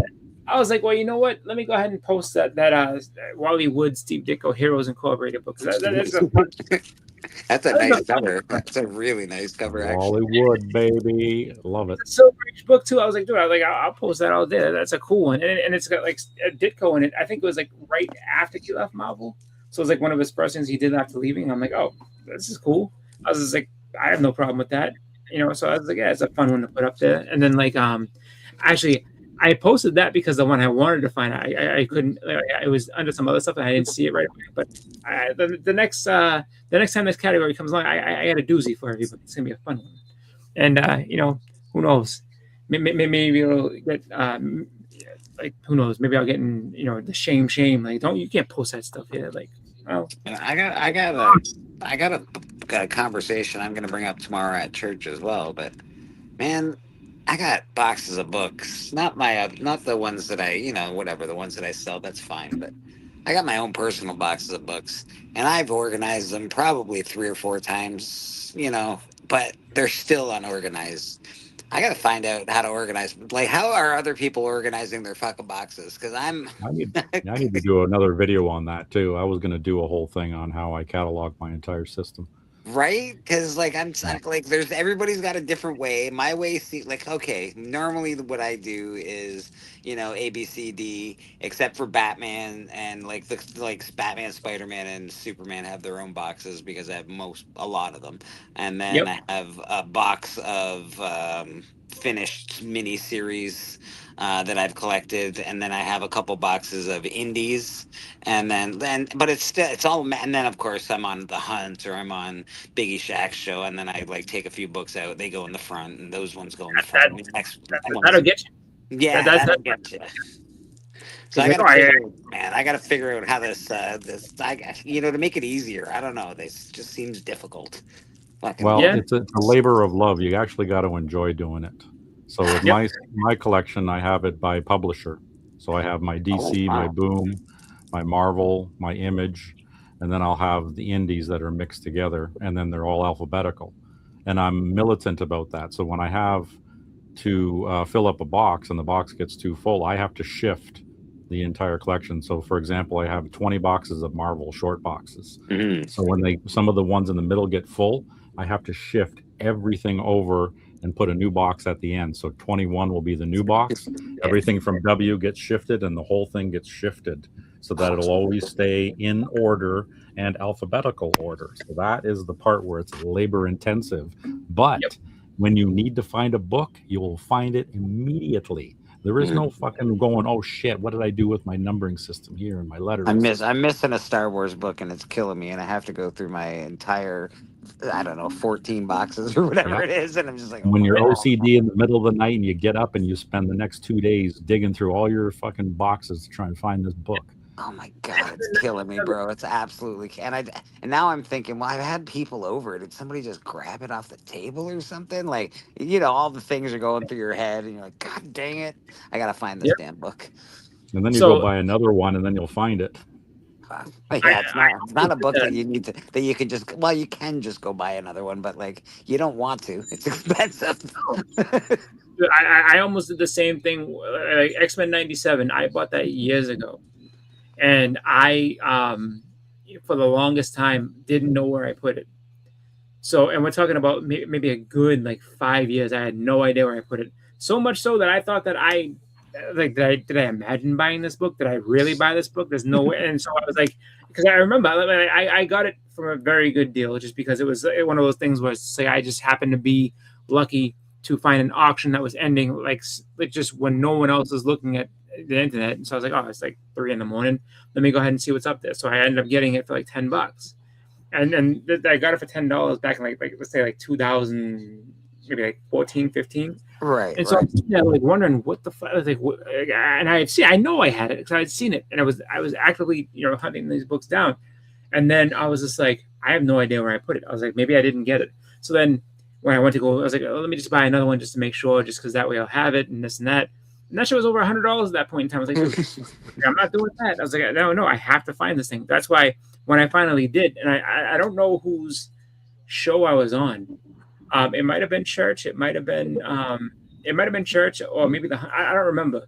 But I remember when I found it, I was yes, because I literally it was me, basically that I'm not crazy. I was dude, I found it. It exists. It's real. I didn't imagine it. It's right here, perfect. So that type of thing will make you start questioning your sanity, because you're what did I do with this? Because it's not it's a stupid book that I wouldn't care about. It's a book I care about. Where did I put it? So yeah, I completely agree with you. Where it's just like, when you lose a book, especially a big one, and that you had, it definitely makes you paranoid to be like, what, like what, and I think unfortunately, what happens is, even though you think you're looking through all your boxes, you keep looking through the same like 3 or 4 over and over again, not realizing that you already looked through those a couple of times. You're like, oh shit. Yeah, and you might be missing them because you're skimming instead of really pulling out each individual book. So it's got to be in there somewhere. I think it's Star Wars 68. It's like the yellow cover with the the yellow on it. Yeah.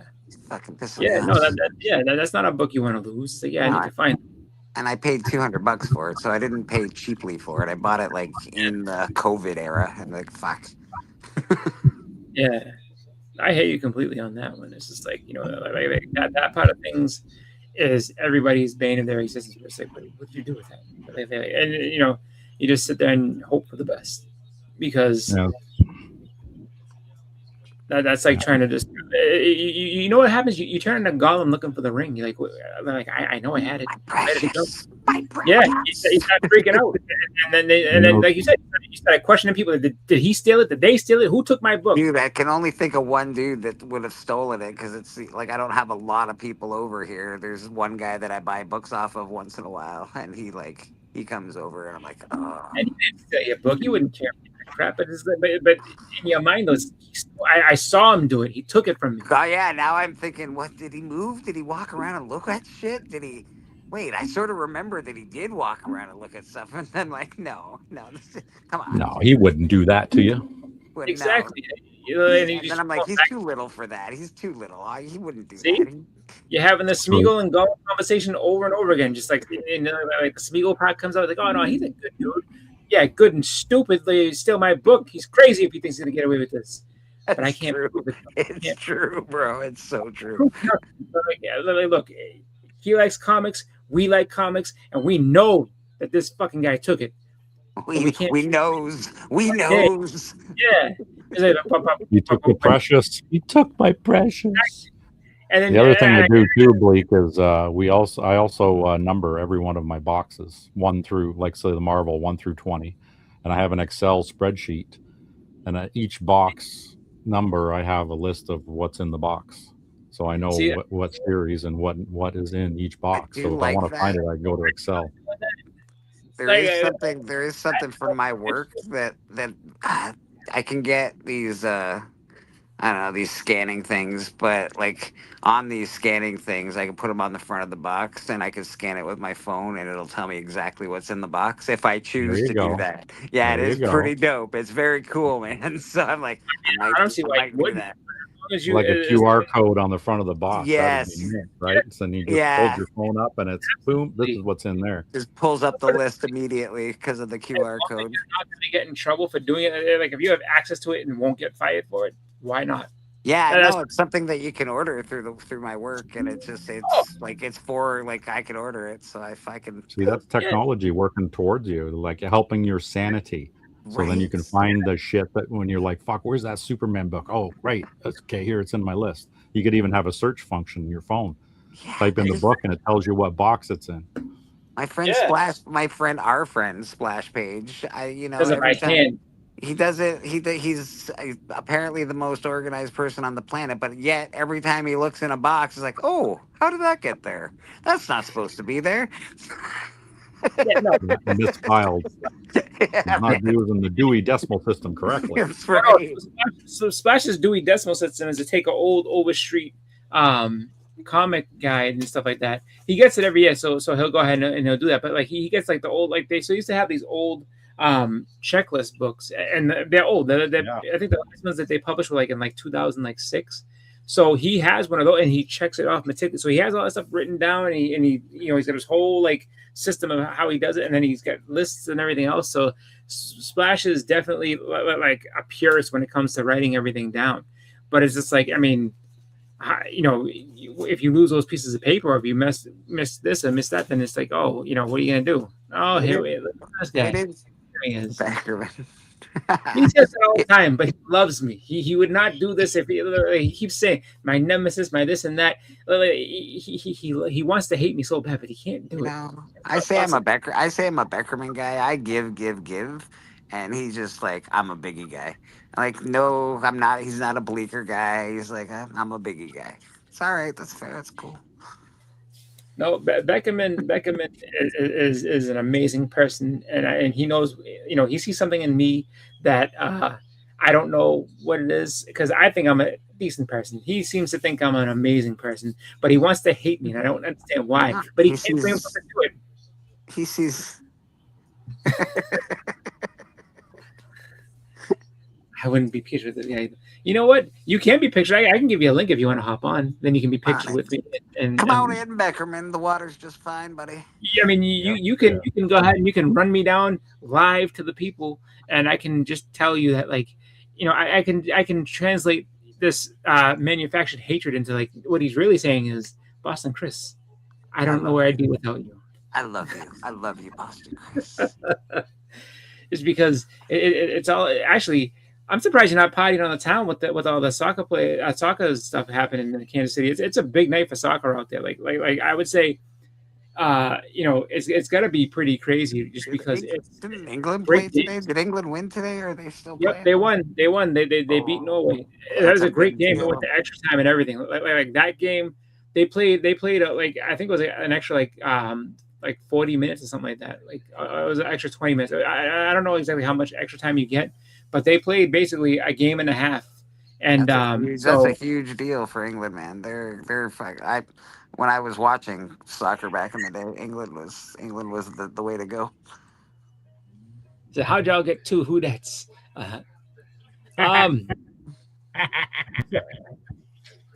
So BLC switched his thing over. I see that one. And then, he's on Astonishing Selling too. So he's multitasking. He's good. He knows what he's doing. I like the Beckerman knows himself very well. It's he's just woke up a 7-hour nap. Have to spend the next hour wandering around the house, wondering what I'm going to eat before I go eat a burger. I do the same thing, buddy. Yeah, me too. That's like that's classic behavior. You're like, yeah.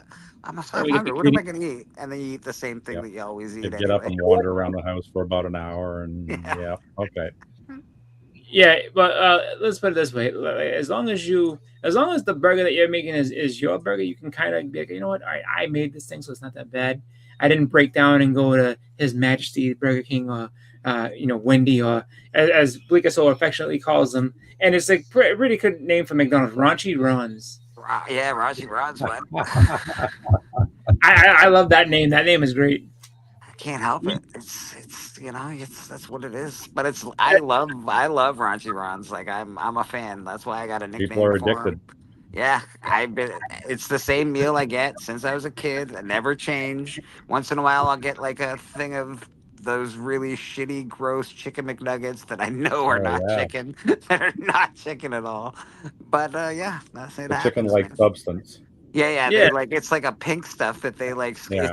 It's not great. Whatever it is, chicken. It's not good. That's what it's called. Hey, you want some nuggets? Yeah, we'll take the nuggets. I do. I want them. I can't help it. Yeah, just dip them in honey or barbecue sauce, and you're good. Yeah, I usually get a hamburger and a Coke and small fries. Big Mac, large fries, and a Coke. Maybe a milkshake on the side. There's something about McDonald's Cokes. It's got that crispness to it. It's so different from like the canned stuff, right? It is. Yep. It really is. It's different. Biggie picked up on me calling it His Majesty. So it's funny, but like when I was younger, I used to, when I was in my teenage years, I used to say like, I was like, His Majesty.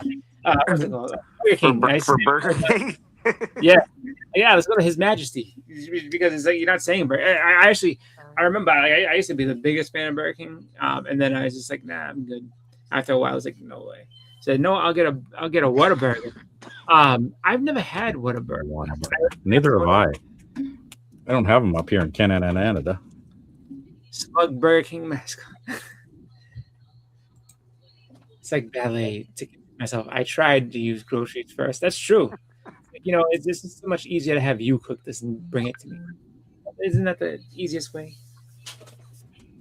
But you know, I really do try to use groceries first, because you order twice like anything, and you're like, God damn, that was expensive. It's expensive to order food these days. I don't know how it is in the U.S., but like ordering yeah. out Oh no, is it's not expensive. cheap. It's expensive, especially with the apps like Grubhub and DoorDash. Yeah, And stuff. yeah, that's what I'm talking about. We have Skip the Yeah. Dishes or whatever the fuck it's called, and Yep. it's. Oh yeah. I went to order 'Cause- a medium pizza, an 8-slice pizza, 2 pounds of wings, I think a can of Coke or something. It was like $85. I was like, no, thank you. Yeah. I'm out. I get out of here. I don't care No, how good the pizza is. Yeah, they get you, and it's like, and that's before. Like, and what's funny is that when you look initially, it was not that bad. Like in the beginning, it's like, oh, it's not that bad. You can, and then like I don't know where the extra fees came in, but they crept in with those fees, the convenience fee or whatever, and like it jumps you, like whatever you get, it jumps it up about like $4 or $5 easily. And then if you get something that's expensive, it's like $6-7, and then they want a tip on top of that. So it's like at the end of the night, it's like, yeah, that medium pizza you got is $35. It's like, well, why $35? But it's just a cheese pizza. It's not even like a specialty pizza. What the fuck is going on, man? Yeah. He said it's expensive here too. That's why I have the ritual starting at the food I have first. Yes, I mean that's usually what you got to do, and then so. Is it the potential of having to cook it that gets you annoyed, or is it trying to assemble all the ingredients? Where's the point where you branch off and be like, you know what? It's just I'm in over my head. Let me get somebody else to handle this. I can tell you the answer to this because I'm also lazy. Not only do you have to cook it, then you think about doing the dishes afterwards, and you're like, oh, I gotta cook this, and then there's gonna be dirty dishes, and then Bleak, I'm gonna tell you what you got to do in that situation. Paper plates, man. You get some paper plates. You don't got to worry about it. It was like a plastic. It was like a disposable plastic. So you don't got to worry about dishes. What dishes? Didn't Marilyn Manson write a song about this? White trash, get down on your knees, or something like that. Wow, I don't know. Get down on your knees. I mean, I'm just telling you, like that. That's just the way that you go about things if you can. I know, Beckerman. I do know your body, buddy. I know you. And this is like the longest live Chris has done in a long time, man. I left and came back. Yeah, I'm here. I'm just chilling, just having some fun. Actually, you know what? Because Bleaker did ask, and I didn't open his package that he got to me, and I know what it is. What happened? Yeah, he asked a while ago. So let me go ahead and see. Right here. I already missed the book, so I'd love to see it again. Oh, okay. Well, just because you asked one next week. And he did. Hey, there is number 2. Who does number 2 work for? Now, that's not how I mean it. I mean it as in when it comes to the Murder King. I know what you meant. That's why I was like, who's number 2? I want to tell him specifically because if he's just joining us, so TM, if you do end up being the first, I guess, customer to buy the ash can for Murder King, it will be number 2. Now, not because you're the second person to order it, but because the first copy goes to Bleak. He's going to keep that first numbered one. So the way that you'll know that you're the first one in line this time around is that you will be number 2. But that's not a slight. That's just the way it's going to be because that's how Bleak is doing this. Number 2 is number 1. Number 2 is number 1. Yes. Now, if you're number 3, well, then I don't know what to tell you. The last shall be first, and the first shall be last. It's in the Bible. There's something about it. Right. I don't know. That I bought one off Bleaka and Rad. Oh wow! So he's getting 2. Say, it's the real Who Dat. Wait longer and what's tweet? I don't know which one is the real. I don't know. You copying me? No, I'm not. Who that? Now who that? Like Spider-Man pointing at each other. I'm who that? You who that? Yeah, there's 2 Spider-Men pointing at each other right now. Find out Bless you. who the true who that is. There you go. According to the logic of. I changed my picture. Yeah, Oh, there we go. I'm looking dead at you. See me? I see you. That's why I got the questions marks. There you go. Yeah, man. Murder King. They'll be. They will be for sale tomorrow, according to. They will be for sale tomorrow. Well, I want mine. Do I have to buy it tomorrow? Can I just say I want? You can say you want one. You can say you want one. Who that? I'm going to a convention. I'm gonna give you some good video for church tomorrow. Yeah, I could have went to HersheyCon this weekend, but ain't no money, so I'm taking a break. I mean that's a smart thing to do, just because Terrificon is less than 30 days away. So it's just like, you know what, you gotta pump the brakes on that one and just kind of, you know what, we'll figure it out later. But then you said you go to Chicago. I was trying to underhand. He said if he didn't pay for it, I'll pay for it. TM paid up immediately. In fact, Beckerman. So he is technically the first buyer of the Murder King. But I mean. But Beckman, he's not the American buyer. He's exactly. He's using that wonderful, delicious American money. That's worth a little bit more than the Canadian money. And they're actually, and the cool thing is the Ashcan. It really will have an American version and a Canadian version. It's pretty awesome, to be fair. Well, that's not going to work. Now that you have, let's see. I appreciate that. Thanks for the. I'll be numbering the first 50. I'll be signing the first 50. So the first 50 that I'm selling, they'll be important. The ones that I have in my possession right now, they're the ones that you're gonna want if you want these. If you want to support, these are the ones you're gonna want. Hey, seeing as how the what's it called? Going way to say that you want one is that you want one. I want one. Yeah. So put me down as one of the illustrious 50. So I'm I love it. Yeah, he put me down one of the illustrious 50 as well from the first buyer from Louisiana. Exactly. All right, so I've done it. It's open. Oh, you about to show another package? How many packages do you have left to unbox? I want to know that. Let's see. 1, 2, 3, 4, 5, 6, 7. Oh, watch where you're stepping. That's my box. Oh, that's my box too. Oh, I got boxes falling out my pockets. I started out with 12, but yeah, I'm down to 7. So that's still a lot. Yeah, this was the book that I got from Bleecker. I actually won this in the giveaway, which is awesome. Just because I don't have the actual book itself, but this is an amazing placeholder because it is the first reprint of this book, and that is Marvel Tales number 106, which reprints ASM 129. So nice. I remember that. It's a good one. Yeah, it's in great shape too. That one. Yeah, it is. It's really, really high grade. Yeah, it's really good shape. So I have to say, I do love. I love the yellow cover, but had it been a red cover, my god. Oh, like ASM 129 was the red cover, like because this does pop. I'm not saying it's better. I'm just saying it makes me think, like, you know, is like 1 and 1A type thing, like because I love the way this cover looks. I mean, obviously the original, you can't beat that, but this is a hell of a just hell of a reprint, man. And I love that they did it in different colors. Very cool. Yeah. So I think the red box better. I do too. Like there's a couple of like variants for different things that just look better. Like I want to say the foreign edition of Marvel Spotlight 5 is sick. Like it's a red cover for Ghost Rider. It's awesome.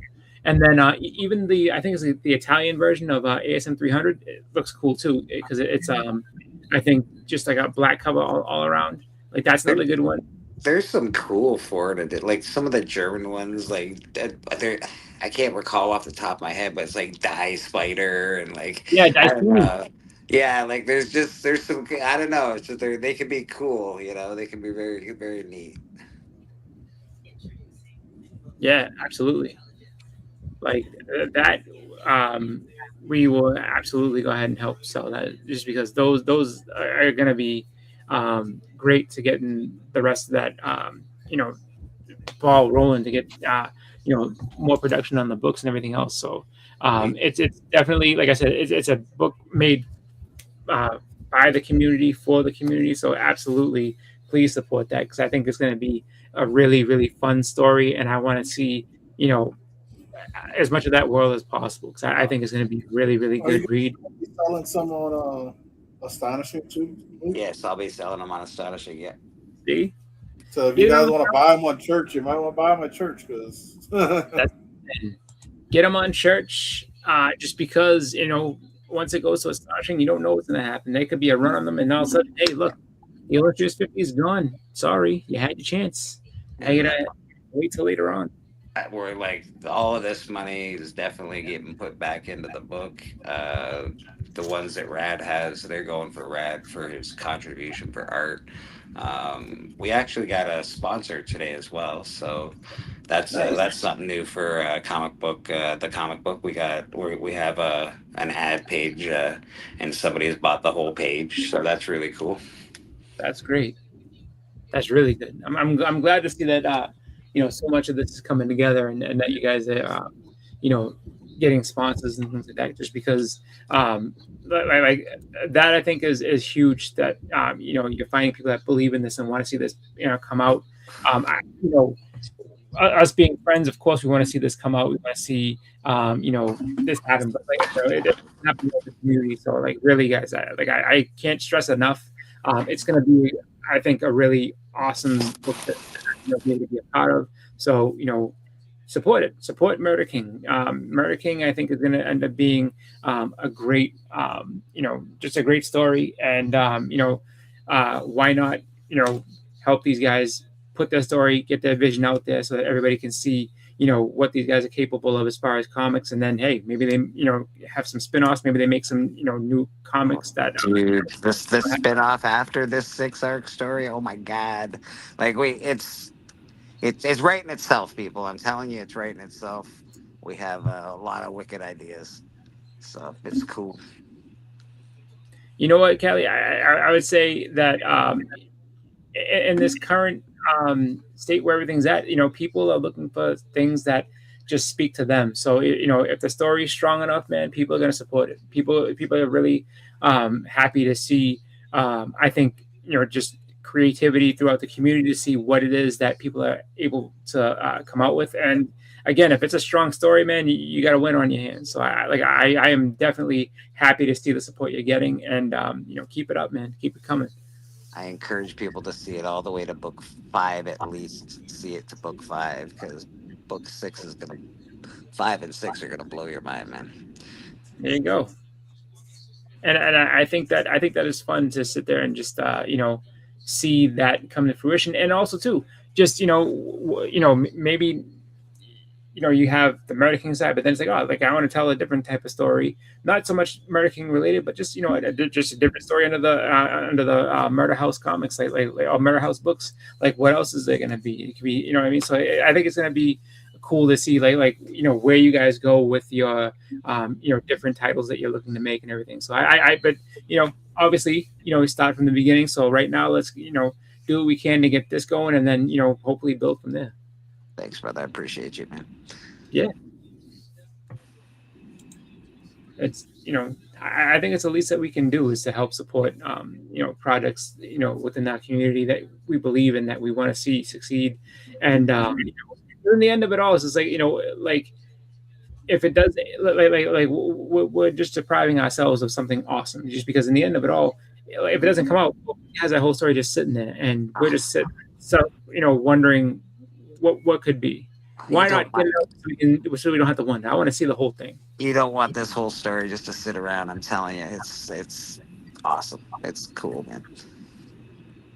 And the second book's actually being drawn right now. Rad Art and Comics is working on the second book. So Zrak is doing the first full book with some contributions from Rad, and Rad is doing the full second book. So we're working on getting it out a little quicker. Once this starts, it's going to be a bit of an avalanche. So yeah, I think it's cool. Like I mean, honestly, I think I think it's cool for a lot of reasons, but I also think that having the courage to go out there and do it, and just like, you know what, I'm gonna do this. I'm gonna put this out there and see what it's like. Because I know a lot of people have ideas and things, and a lot of times people get inside their own heads and think, yeah, it's just not good enough. You know what? Let the people judge. Let them see what they think, and then go from there. Like, but at least taking that step is huge. Like definitely, We've talked. We're all about the people, man, because there may be a story that's not 32 pages long. We might say to the community, hey, we would love a little short story, a 2 or 3 page short story from someone in the community that maybe we could draw into that book. We definitely are using. We went on Roscoe's show a couple weeks ago, drawn to you. And a lot of people did great submissions for that. And we would love to use that. So you know how Marvel 25th anniversary has that border? We would love to do that. We would love to do that border on the back page, like the inside back page, to have everybody's art that's submitted. So again, it's a community thing. We're not trying to do anything crazy. We're just trying to do something awesome. So appreciate you. That I think is awesome. I really think that's an amazing thing to just be able to say, like, yeah, we're just putting this out there. It's a passion project that we're putting out because we want to give you guys something awesome. So that you can't go wrong with that at all. I think that's awesome. And I like Callie's comment. It's like thank you page is gonna have to be in tiny print to be able to fit all the names on it. That's amazing. Dude, bro, it's gonna be and the page is gonna be very tiny print. It's gonna have to be. It's gonna be awesome, man. I don't know. We'll do it in multiple copies on each issue. Oh, the covers, man. Rad's cover for Murder King, Loke's cover for Murder King. They're absolutely stunning. Austin LeMay did a cover for Murder King. And Drac will be doing cover A, and he'll be doing a secret variant for Murder King as well. So it's awesome. You got some killer artists there. Yeah, bro. Yeah, for real, man. For real. It sounded like it gets better the more you hear it, just because it's like there's so much going into it, and I think that it's gonna be I think it's gonna be a great book to read. So I've just said that about 200 times tonight, but I appreciate it. It's gonna be an awesome book. Yeah, it's gonna be fun. Trying to think. Hey Chris, what day you gonna get the Terrific Art? You coming a day early? You stay a day late? What do you? So I'll be there. I'll be there Thursday, and I'm leaving Sunday. So like last year I stayed until Monday. I'm leaving Sunday. Once the show is done, Boston Chris is going back home. Yeah, all right. Because I don't get there until Friday morning. Mm-hmm. My room won't be ready, but hopefully it will be. And I'm leaving Sunday as soon as the show's over. Like I did last time. Get a meal and then hit the road. Yep, I hear you, man. Just because, it's I mean, it's fun being down there. I definitely enjoy it. But yeah, it's just like coming back on coming back on that Sunday. It's just like, what, show's over. Let me just go ahead and hit the road, and then from there just kind of. Well, I have to get home as early as possible because I'll be hitting the road again because I'll be on my way to Chicago. And when I get to Chicago, I'm getting there early to help set up. So I'll be there by Thursday. So I'm finishing up Sunday, go home, a couple of days and then hit the road again. So. Yep. Yeah, like that's really ambitious of you, just because I'm thinking Terrificon, then Chicago right after that. That's tough. I know that I'd like to one year do Baltimore, and I know that's a couple months after Terrificon. But I think one day I'm gonna try that. 1 year I'm gonna do that. I don't know which year, but is that all you do? Is that all you do? BLC is to do you go to a lot of cons, bro. Is that your main job, or is? Well, it started off that going to con shows for myself, entertainment wise. I wanted to go to different places, so I figured if I'm going to all these different places, I might as well work and make money at the same time. Sure. So that's when I became a witness, and I started working at a capture collectibles table. And it helps because I don't have to pay to get anything, and plus with the vendors, I get there early. But it's a lot of work, to set up and break down afterwards, and then pack everything. Especially at the end of the show, we got so many books that people dropped off, and it's just a lot of packing up and everything. But it's to me, I enjoy it because I'm there and having fun, and and if I had more time, I would be going to more places. When I retire, my plan was to go to different cons that I didn't have opportunities to go to because of my work schedule. Yeah. So if I'm already ahead of the game, got my foot in the door. So when the time I do retire, which I'm gonna be a lot older than I am now, and I have more time to go to actually different places than I've been to. So like this year alone, I went to New Orleans for the first time. I bumped, of course, hung out with Who Dat down there for the first time. Then I did Philly Fan Expo for the first time. Now I'm going to Chicago Fan Expo for the first time. Last year I went to Rhode Island for the first time. So I'm going to different places, seeing different sites, see how it's set up, how people run things. So it's like soaking it in. It's almost like working, but being on vacation at the same time, but enjoying what I like while I'm there. So it's like, I'm having fun with it. So yeah, Johnny Cash wrote a song about you. I've been everywhere, man, across the desert there, man. Yeah, so it's like you're traveling, you're working, you're having fun, you're on vacation, you're meeting people, so you've seen the celebrities, you see how everything is run. I mean, you see different vendors.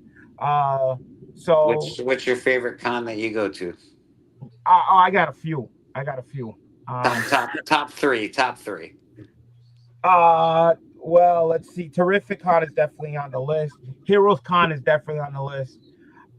That's two. So the third one, it's kind of tough. I like New York. New York has a lot, but it's crowded. C2E2 is okay. Mega Con is beautiful. 4-day con, open area. It's very, very nice. But it's really hard to pick because each place has its, its pluses and minuses. So it's like it depends how you determine it. Got to come up to Fan Expo. How much it costs, access wise. It's a lot. Fan Expo in Toronto. I thought I was gonna die in that show. Toronto. I've been trying to go to like a Canadian one, but the rooms, everything's expensive, man. Bro, it is. So you got to go up like these escalators to get to the top floor where the expo is, and like it's a fire hazard waiting to fucking happen, bro. It is so packed. It was like sardines last year. I went, and it was crazy. There were so many people last year. They actually had to shut down the escalators because they were overheating because there were so many fucking people. Wow. Yeah, bro, it was insane, man. Like you should see the lineups to get out of there. Yeah, that's okay. I go there for the signatures. Nice. So they got a hell of a lineup this year. So I always get the ultimate fan pass. So I'm there for the 4 days. So I get in early on the Thursday before all the common dirt folk get in there. So I can get in, I can scope the place out, and I can get a bunch of my signatures all nailed out that first day. They do have good people though. Because I know, like, so we used to have just the VIP or whatever for the Boston Fan Expo, and in the first couple of years it wasn't bad. Like VIP was the way to go, just because it was like I think like $200. It's like $500 for that. Out of nowhere, one year they decided that for the VIP, I guess it was that it was going to be $600. Yeah, that's what it is around here, about $600. Yeah. I was shocked at how they justified that. I'm like, what? And to be honest with you, it worked out 1 year for me because I had done premium. It was when they first switched over. So I was like, well, I'll just do the premium one. I ain't paying no $600. And so they were like, oh, like I said, yeah. I was like, here's my name, here's my stuff, and everything like that. And they're like, oh, he's like, I think you got VIP. He's like, yeah, here's your VIP pass. I'm like, oh yeah, thanks. And then like I walked right out of there, and I was just like, all right, I just gotta, I just saved $450 by getting this pass just because this was supposed to be this much, and I didn't look back, I didn't do it, and then like the guy kind of shocked me. He's like, oh, wait a minute, wait, and I was like, I was trying to leave, and he's like, you forgot your bag of goodies. Oh, my goodie bag. Yeah, of course. The free comics and all the cool shit that goes with it. That's a fucking TV. That's a TV story moment, man. Oh my god, that's like when we were walking at Heroes Con, and the person like, "Hey, and me and Chris just kept on walking." Yeah, and then Boggs was there. Boggs was like, "I'm not even supposed to be in here." I thought Voggs acted so natural that I thought he was helping somebody. I was like, no, I just wandered in. I was like, do you have a pass? I was like, no, I just walked in. He just walked in. I'm just hanging out. But like, he literally was like a guy that walked off the street. No one cared. It was like, oh, and then so Yahweh tries to get in. I think it's like 20 minutes early or whatever like that. And I'm like, where's your badge, sir? And he went down one escalator and then went back up the other one. And then she tried to chase him and he went down the other one again. Like the woman tried to follow him out. She's like, sir. And then she's like, I ain't got time for this. And then she like walked away. I was like, oh god. Because that was on that was on I think the Sunday. Because Yahweh was like, I could get in there and do like this. And so it's like, yeah, it's like we got the, like the VIP there was still VIP for Heroes is affordable. So it's like $200. Okay, I can deal with that. Yeah, it's probably one of the cheapest con prices. And when I first started going to Heroes, the 3-day pass was only $50. So it's up to $75 now. But imagine just paying $50 for a 3-day pass. And I believe children are free. So like 18 years old or something like that. You know, kids are free. I think it's 17 and under. Huh? Yeah, 17 something. I mean, where do you that's pretty good. did you ever hear that? I mean, I'll say this about Heroes Con: if you're not getting signatures, just get the regular pass, have a late breakfast, and you'll walk in with no problem. Yeah, exactly. If you're not getting signatures. Yeah, well, I mean, Heroes Con, you could just walk in and like you didn't even have to get passes in advance. You could just show up there and get in. Yeah, you can do that too. But I was just saying, like, they usually have a line. So if you're not trying to get signatures, just wait till just wait maybe 30 minutes after it opens, and then you just walk in with no problem. Yeah, Niagara Falls is definitely don't. If you want to be first, that's fine. But like the lineup is huge to get into that, and then but if you come like an hour and a half late, you just walk right in. You're good. Well, that's the thing. Like Heroes, everything's like wide spaced out and everything. So I mean, you have a lot of space to go wandering in, and I think obviously a lot of people go.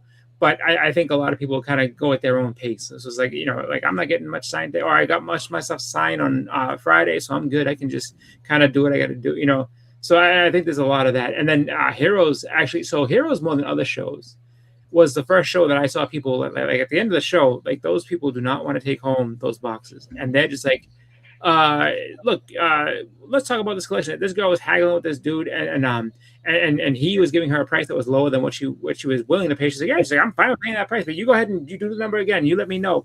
And so, like, because I thought, so Jigs had said like, oh, I'm buying collection stuff tonight, and I was like, okay. I was like, well, maybe like I thought, oh, maybe like 1 or 2 people. Like everybody's like, yeah, like dude, I am willing to get rid of this stuff right now. Like give me a number, let's talk. Sure, and, you like, don't even have to wait till the last day. BLC did it the day before the first day. The day before the first day. It wasn't even on. I think we went in there like they opened the next day. I think we were there one day early, right? Or we were there before it opened. It was Thursday. It was a Thursday. We went in there Thursday just to look around. And people were like, I was looking at some action figures, and they were like, yeah. Oh, I was there. I remember the Migos. This dude got a whole giant four boxes. 3 to 4 boxes. I needed help. Who had to help me take it to my hotel? His wife said that shit. His wife was like, look, you give me a number now, we'll take care of it because we don't need these anymore. Like, please, his wife was desperate. She's like, don't take these home. She said, please take them. I remember that. That's why it pays to stay on the Sunday to go in on all four days. Yeah, it was something. Actually, so I haven't told you my master plan. But this was like before they even opened. This is like the Thursday. It's a 3-day show, so Friday's the first day. It is Thursday. So, they want to get rid of it already. I'm like, okay. So I have a master plan. That I Terrificon too. Terrificon was my master plan consists of going to Canada, right, and exchanging my money for Canadian money. And then, because our money goes further up there for the time being, who knows what's going to happen in the future. But anyway, so because we get, our money's worth a little bit more, go up there and just exchange it for Canadian money and just buy everything. Just walk through and be like, I'm taking all this stuff and have a big bonanza and buy it all, and then just be like, yep, I went to this convention in Canada and I cleaned them out with my wonderful American money. And then that's my master plan dream, to go in there and be like, all right, I bought like $5,000 worth of comics at the Fan Expo, but it only cost me Canada, but it only cost me like 2,000 American, because that's the way the exchange rate works, and it's perfect. Like that'd be incredible. That's pretty close. It's pretty close. Yeah, that's what frickin' Bruce did at Niagara when I was there with him. Oh, dude, it just makes sense. It doesn't make he was getting a hell of a deal. I have no choice. Like the only problem that I would have is like, okay, how many of all this shit home? Because I got to get back on a plane with this, or I got to. So there's only two ways I could do it. I think shipping would be ridiculous. So I don't know if I want to ship everything back, but I would say. Drive. Well, there's that. So it's like, all right, do a show like over like Montreal or something like that, and it's like, all right, go to the Montreal show, clean up, and then just drive home and just like, oh yes, like I'm, and just kind of get over the board with a big smile. Most of the time to go to the con, because to me it's just easier because I could bring everything I need, And of course, if you're gonna go there, you're gonna shop it, so you're gonna be bringing back more than you took in the first place. That's right. Especially now on the plane, forget about it. For me to go to Toronto from where I'm at, pretty easy. I just go straight north and then make a left, and I'm right there. So, well, you're not that far away. Like if you're in New York, you're relatively close. New York border from me, it's like an hour's drive, and I'll be already in New York. Oh, you're good. You're good. That's the way to go, man. Then you and I'm already like when I mean like an hour away, I'm like in the midsection of New York State, because I'm in the PA area, so I'm just going straight north. And then just make a left, and then go right across. I've been to Toronto before, not for a con, but yeah. So we do have a request from Mr. Bobby Delgado to Whodat. He said, "Whodat, did you get some good stuff, Whodat?" So Bobby always gets good stuff. I showed the one thing I got. It was just a signature by Steve Englehart. Wow. So right now I didn't get anything else from the convention. Nice. But he's working on some trades, Bobby. He said that he's working on to try to get some trades going, with some of the dealers. So we don't know. He might come home with some treasure. We don't know.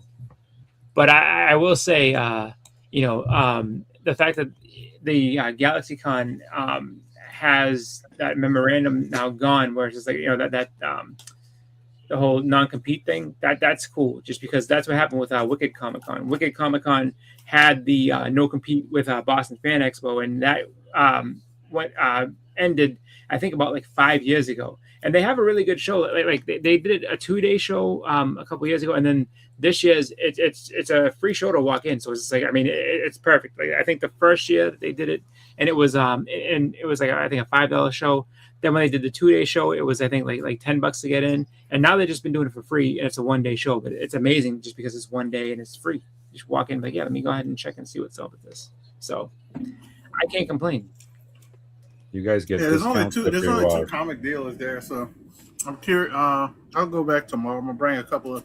I don't have, if you know me, I don't have any small books, so I'll bring a couple little things and see what he says. And I think it'll be too pricey, but we'll see. What were you saying, Steve? Early bird tickets. Do you guys get early bird tickets too? If you get your tickets early, and you get a more of a discount price. You can there's not much. There's not much students. We get that here. Like I know at Terrificon, it doesn't go up that much, but like if you buy them when they go on sale in like November, I think you save like $30 or something like that. Buying them at the door, you then it can get more expensive, and then you run the risk of not being able to get like you don't want to take a chance of something sell it out. Everybody always get their passes early. Like New York, forget it. You want the 4-day pass. New York, you got just like maybe if you're lucky an hour once it goes on sale to even get a 4-day pass. That's how fast they sell out. It's insane with the tons of people that got it. If if you go to New York and you're not there for SIGs or exclusives, you're just going in to enjoy the con. Take your time. Don't get there early. Wait till the all the maniacs get in there and just walk right in, go through security, and then to get right in, because only the ones that are there mad early are there to get the exclusives, to get the signatures. They know what they're getting. These people are experts because I seen it, and it's insane, and it's a lot. Short boxes to get signed. Oh my God, it's insane. Flippers. It's crazy. You can barely walk in that place. It's so many people. It reminds me of that place, Big Bang episode when they were refresh. Yeah, exactly right. That is actually that's true. You trying to get on there? It's hard to get on there. I think so. I thought about going to New York, and those a year. I want to say it was maybe 2014. I could have got the tickets for the show, but the hotel part of things was all sold out. I think the closest I could have stayed to, New York would have been North Jersey, and I'm like, yeah, I'm not going all the way to North Jersey. I have to come back into the city because I'm thinking about the whole fact of okay, if I did like that, if I did, it's like, all right, I'll stay in North Jersey, and I'll find a way to get in like that. I can only think about coming. But then I'm just thinking about coming out of there. It's gonna be just. I was like, no, I'm not doing all that. So I was like, another year I'll go. So yeah, I thought I love New York. New York is expensive, especially if you're going with a car. You go with a car, forget it. You're paying massive money for parking because that's how I felt when I went to Philly. I went to Philly, had my car. Dude, I was paying like $80 a night. I mean, it's crazy. That's crazy. That's a lot. And I'm there for 3 days. I'm like, it's a lot of money. I don't want to waste all my money on the parking. I want to spend my money inside. Exactly. And the homelessness was ridiculous. I mean, they were all over the place. I was like, this is like central downtown Philly. I'm like, oh great. You got to wade through crackheads to get into the freaking con. That's wonderful. Yeah. Well, no, they had cops everywhere because they know when the con's there, there's cops everywhere.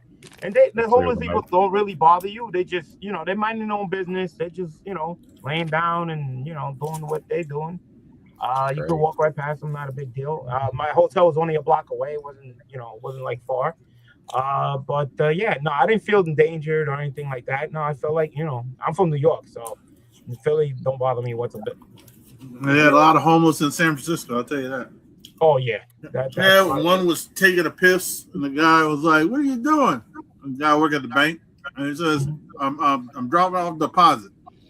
I was like, wow. I was like, I told my daughter, they asked this them a dumb question, so I mean, you can obviously see what you're doing. Yeah, Philly has. Yeah, but I ain't gonna lie. I mean, I wanted to kick him in his back of his back. I mean, just because he got kids walking around and stuff like that. So, I had to just kind of not. I had to look away because I was getting angry. Because I'll tell you this. I've ran into homeless people. They do have a standard. And one guy who was homeless cursed out another guy who was homeless. He was like, "What the F are you doing?" He said, "Doing that stuff in the street, blah, blah, blah, blah." I was like, he was mad at the guy defecating in the street, and he was ready to beat him up.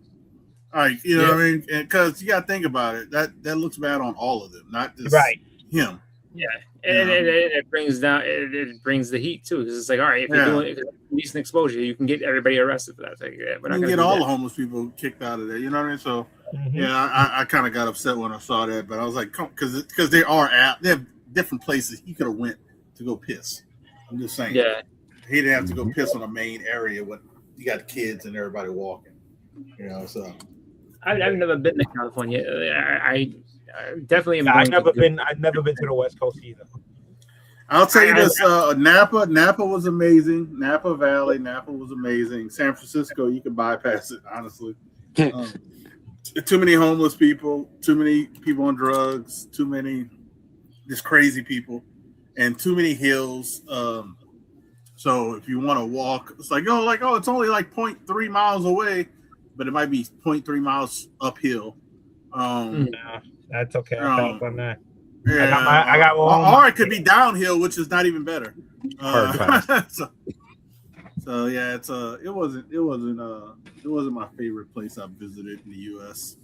But yeah, the port, leaving out of the port was good for the cruise.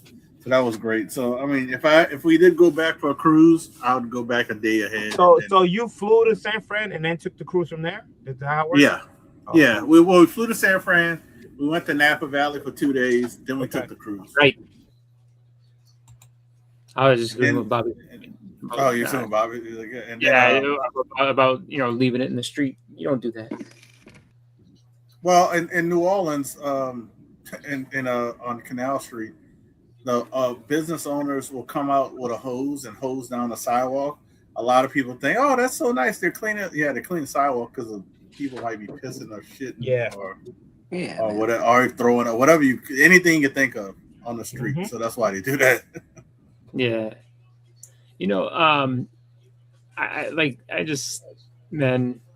I don't know. Like I've heard a lot of different places like go here, go there. As far as California, I've heard that San Diego, University of San Diego, is people say is really, really nice and really pretty and everything like that. I just, I think that convention, which I mean, it's the Super Bowl of all the. Oh yeah, like yeah, I that's the big one. wonder. It's like, can you even just pick up tickets on like not to say a day out, but like, can you even just pick up like, all right, let me get like single day tickets, or is it like you have to wait? Yeah, but Oh, you could get tickets to San Diego. The problem is getting a place to stay. You also can't go to that convention for a single day and get anything done. There's just so fucking much to do at San Diego. That I think is the toughest, and that's the other thing too. Is like, so where do you start? You know what I mean? Like let's say you did get the weekend pass. Where do you start? Like what do you do? And if you're going to what's it called, Hall H, you guess what? You're not going anywhere else. You're gonna. Oh no, I spend the refuse night. to go. You're spending the night, and you're just staying there, and you're not gonna see anything else. That's like all the reveal for all the new toys and like it's fucking huge. All the just different speeches from different creators and movies and oh my god, there's so much to fucking do at San Diego Comic-Con. Yeah, that would be I think that would be kind of like overload. But I mean, we'll see. Maybe one day. Maybe. I do just like for me, it's just California is the first stop. Like just getting out there, I want to. Just I've never been. But I mean, there's also things I want to see in California. Like if I get to go, like especially like LA, I've never been. So to see the Walk of Fame would be cool. To see the Chinese theater and stuff like that, where all the movies premiered, that would be cool. To actually go and see the Pacific Ocean would be fun. So it's just like I think those would be the top 3 things on my list. And then of course, while I'm out there, I have to go see a comic shop. I mean, even when I was on, I went on vacation to New Hampshire, and there was a place called the Tilton Diner. And I've heard of this place before, and they have comic books outside the door as you're walking in. So I even there I picked up a comic book. I went ahead and I bought this Maximo comic, which is an old video game on the Xbox. If you go to Niagara Falls, you got to eat at a place called the Flying Saucer. It's literally a flying saucer. Yeah, it's pretty. But cool. I was like, so I always go ahead and I always look at I always look for comics and stuff like that, no matter where I am. And so I would have to go to a comic shop or two and see what's going on. Actually, so the funny thing is that like a place that I think that would be fun to go would be I guess the comic shop that is in the Lost Boys is a real place. So like it's a legitimate comic shop, and I think it's Santa Cruz, California. But Santa Cruz is like up north. I think up kind of in between San Francisco and LA. So it's like it's one of those things where it's like you get to realize how big of a place like California really is. But that'd be a fun comic shop to go to. But I'm sure it's like going like to like the Secret Stash in New Jersey. It's just like okay, like everybody just goes because it's a famous comic shop. So I don't know if it's they even have really any good books there or not. I've never been to the Secret Stash. I'm sure there's decent stuff there. I just feel like That's like if you go to Toronto, you got to go to the comic shop called the Silver Snail. It's the oldest comic book shop in, I think, Ontario or something like that. Really? Yeah, it's been there for fucking ever, man. And they moved, but they're still in business. See, I think that the Secret Stash would be a cool place to visit. Like, I came in and I took a picture. But I do feel like without shopping there, I feel like if the books are expensive, you're paying for the name because it's a famous comic book shop. Like Kevin Smith, owns it and everything else. So you're paying for the recognition. Saying, I went to the Secret Stash. Okay. But if the prices are cool, then I'll go there. Like there is a shop that's awesome in Wayne, New Jersey called what's it called? Zap Comics. Zap Comics usually has a lot of stuff, and like I would say, that's a place I've never actually been in the actual store, but I know where Wayne is. It's kind of North New Jersey. That's a place I would definitely go because I feel like I've been there a couple of times. Yeah. Yeah. And they have nice books, like high quality books and good prices. They do like, I don't know, it's like a day, once a year type day sale. These guys are all lined up outside and like 50% off or something off the wall, and it gets really packed in there where you actually have to wait, to get in when they do sales. So it gets crazy. But the parking free. Yeah. That's like in like Otto's friend Brickhouse Comics. Like I don't usually get to go down there because I just like they always do a sale when I have something to do. So I think I did. I've been there once when they did the comic crawl. I only been to one comic crawl. It was actually I think the third one they did. So it's been a while. Yeah. Because every time they book it, I'm working. They know my work schedule. But like it's funny because it's like that and then another place, Second Alarm Comics. I'm like, Second Alarm. Like they're always having sales. I'm like, I wish I had. It's kind of funny because it's just like it was like, it'll be like, that's why I wait until they do either the comic swap because the guys are there. I mean, they're not having the massive sale like they usually do, but they'll bring that stuff there. I wanted to go too much. I wanted to go to the swap this year. I just didn't have I didn't have a way to get down there just because Murph usually sells and he's got this big rack that he Yeah. And then our buddy Sean, who usually goes, he had some stuff going on, so he wasn't going to make it. I was like, okay. So he couldn't get the time off from his job and everything. So I was like, oh, well, this is the reason why, like I said, I can only do shows that works within my work schedule. And my schedule keeps changing. So this year I got lucky. I stayed on my schedule, but next year I don't know what's going to happen. This is my company. I shouldn't say the company. I say my department. The guys running it are just making our lives miserable. Changing the schedule. I mean, before the guys that used to run it, I knew my schedule every year. It wouldn't change. I know I'm on it because my seniority wouldn't change. But, now we got new people and you got these guys now. My own coworkers, these guys are calling out like constant, and they're out. So they, what are these guys gonna do? They're short of people. They're short, it's insane. But I just can't wait to get to retire already. I just can't wait. I wish I would have started this job 5 more years early. Man, I would have been like 2 more years ago. I'm out the door. Yeah, I can't wait. Actually, a friend of ours, Big Daddy John Ross. Big Daddy. He recently retired, and John is a nice guy. Like he's a really, really awesome guy. Yeah.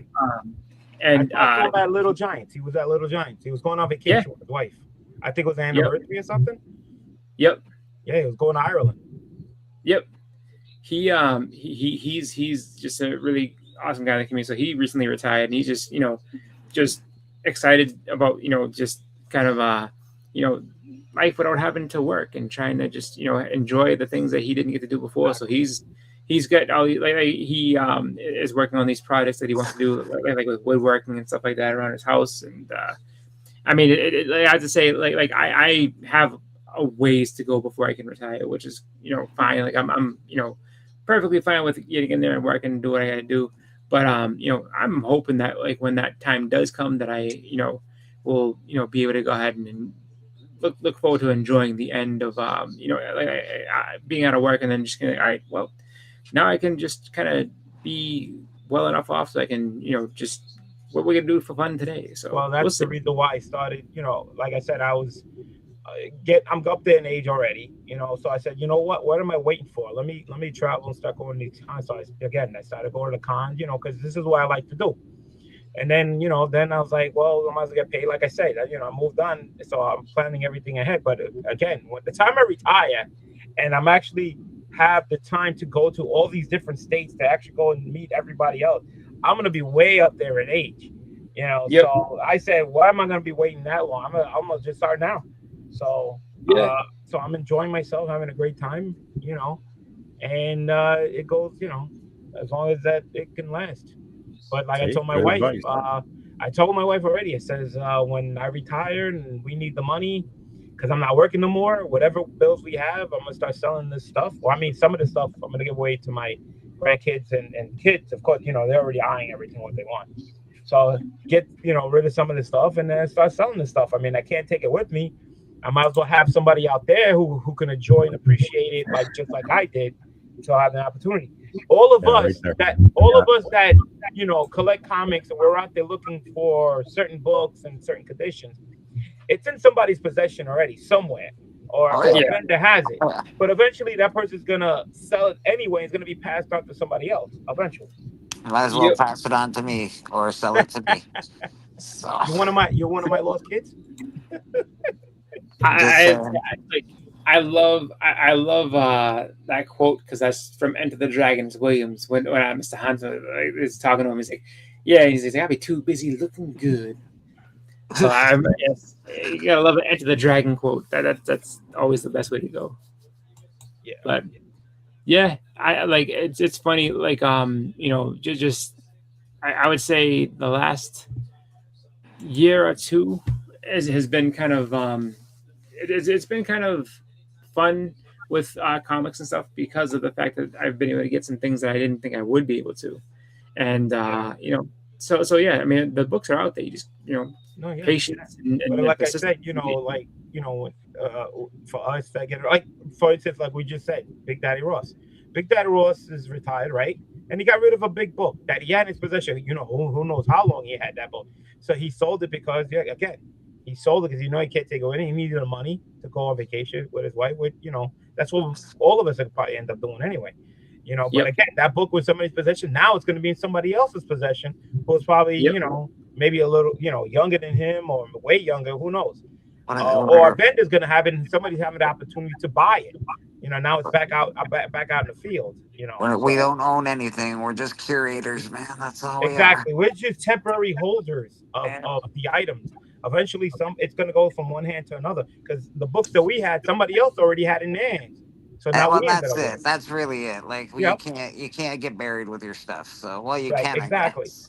The only time you could say you was the first time owner is when it's a modern book that just came out and you just bought it. You're the first owner. Yeah. Yep. So nobody had it. But all these older books that we've been collecting, who knows how many these hands they went through, how many places they went through, how many vendors they went through, to get to you. And then of course you're gonna sell it, and then it's gonna go through again back to a vendor or back to a buyer, and it's gonna continue on.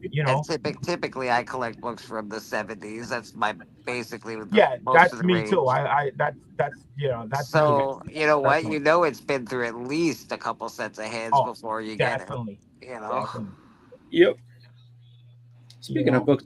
These I have one right here. But not just books. I collect a whole bunch of other stuff besides that. So, there's gonna be a lot of things going from here to somebody's house. Hopefully they enjoy it. So this is one I upgraded recently, and I was so I upgraded this recently. I unboxed this recently, and it's funny because like I was like looking at it and I'm like, Claremont worked on this. I should probably get this signed by him. I think I might get this signed by him. So I get this.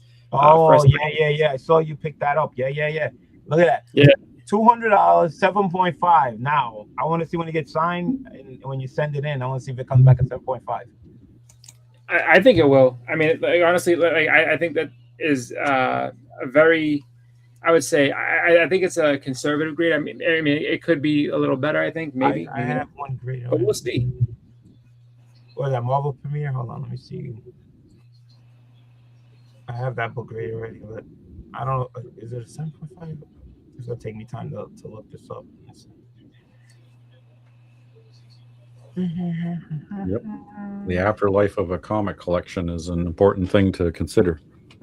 I did a video on that one too with Joanna Chronic Comics a while back because he was thinking about that too. And I said, you need to plan for that stuff because my wife had concerns.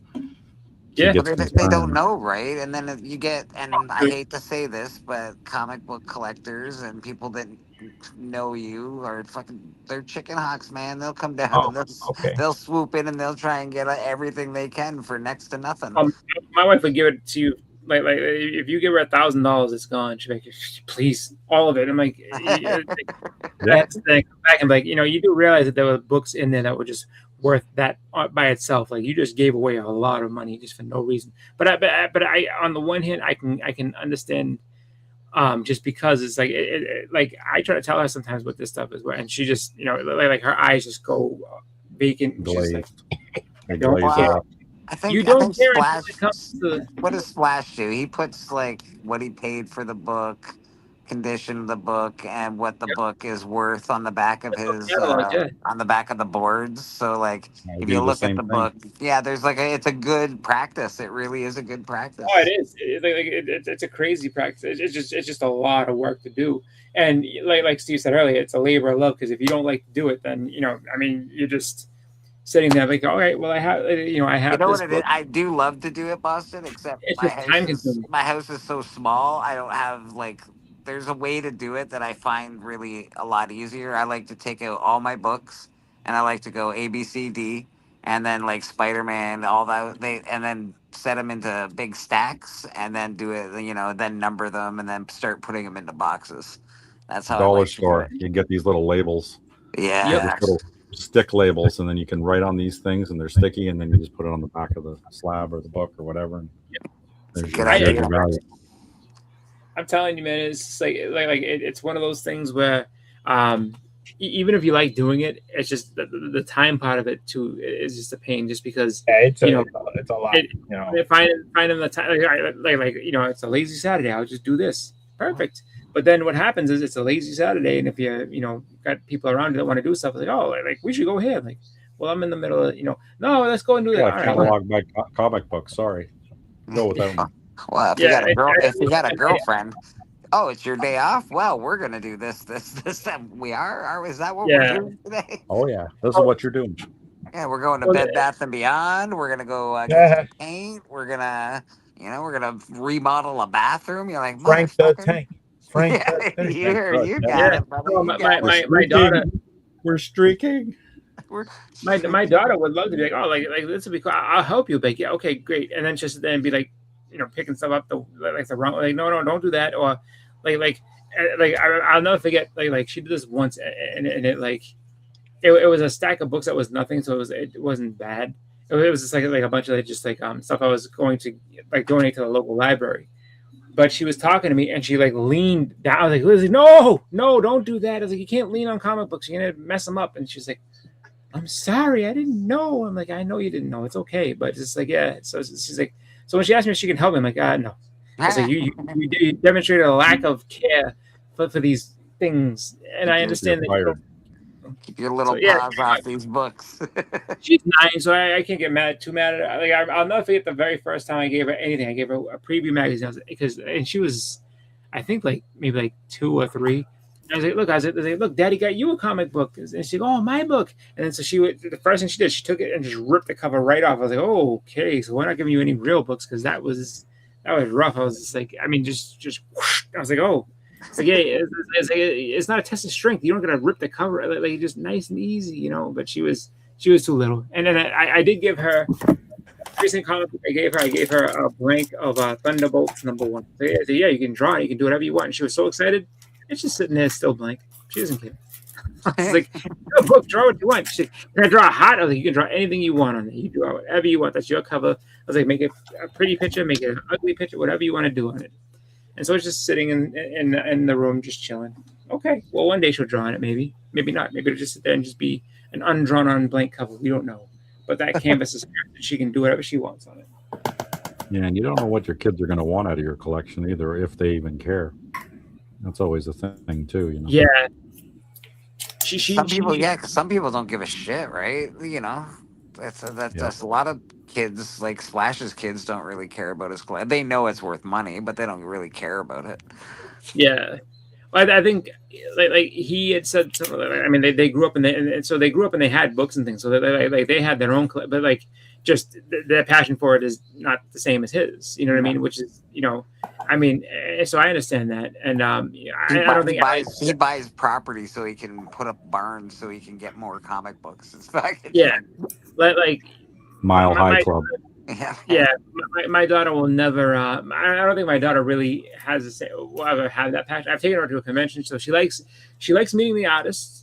Because the artists think that she thought that she was cute, and so they you know, Simon Bisley loved her. Simon Bisley like let her sit at his table and everything. He was like, yeah, he's like, you can hang out here. He's like, yeah, you go to do what you got to do around the corner. I'll watch her here. She's gonna make me money. Everyone's like, you got to do your fatherly duties and get her into the, you know, that little Spider-Man show with like Gwen. Oh, she knew it. Yeah. Okay. All right. Yeah, you gotta. She's that was the craziest world. She saw there's a picture that I took of her, and I'm pretty sure I know it's on my Facebook, and she was there, and she walked up to the guy that was Miles Morales, and she goes, on that show his name is Spin. She's like, Spin. I'm like, who? And she's like, his name is Spin. I was just like, no, that's I mean, he's Spider-Man. And he goes, no, like, my name's Spin on this, and she's like, she's right. And I'm like, oh. So it's like that's all about, and she knew everything about it. And she's like, yeah, she's like, you and Gwen and Peter. I'm like, oh, okay. And so she knew all about the whole thing. I was like, okay. So she knows the show. Just now she's 9 going on, you know, 19. Like she's, you know, everything's just, you know, I'm on YouTube. I'm watching this thing on YouTube, Daddy. And blah, blah, blah, blah. So okay. So she's and so now she's more into like cheerleading and stuff like that. So she's all about that type of stuff, which is fine.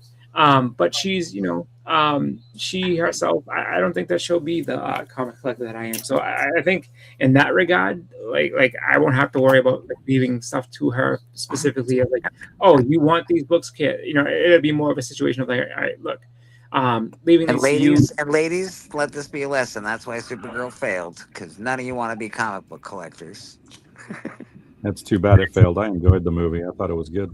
I haven't seen it yet, but it's a disaster at the box office. That's for sure. Yeah, well, don't listen to all their naysayers. Just go in and enjoy it for what it is. Oh, I'll enjoy it, I'm sure. But I didn't think it was a bad movie. I think that it did.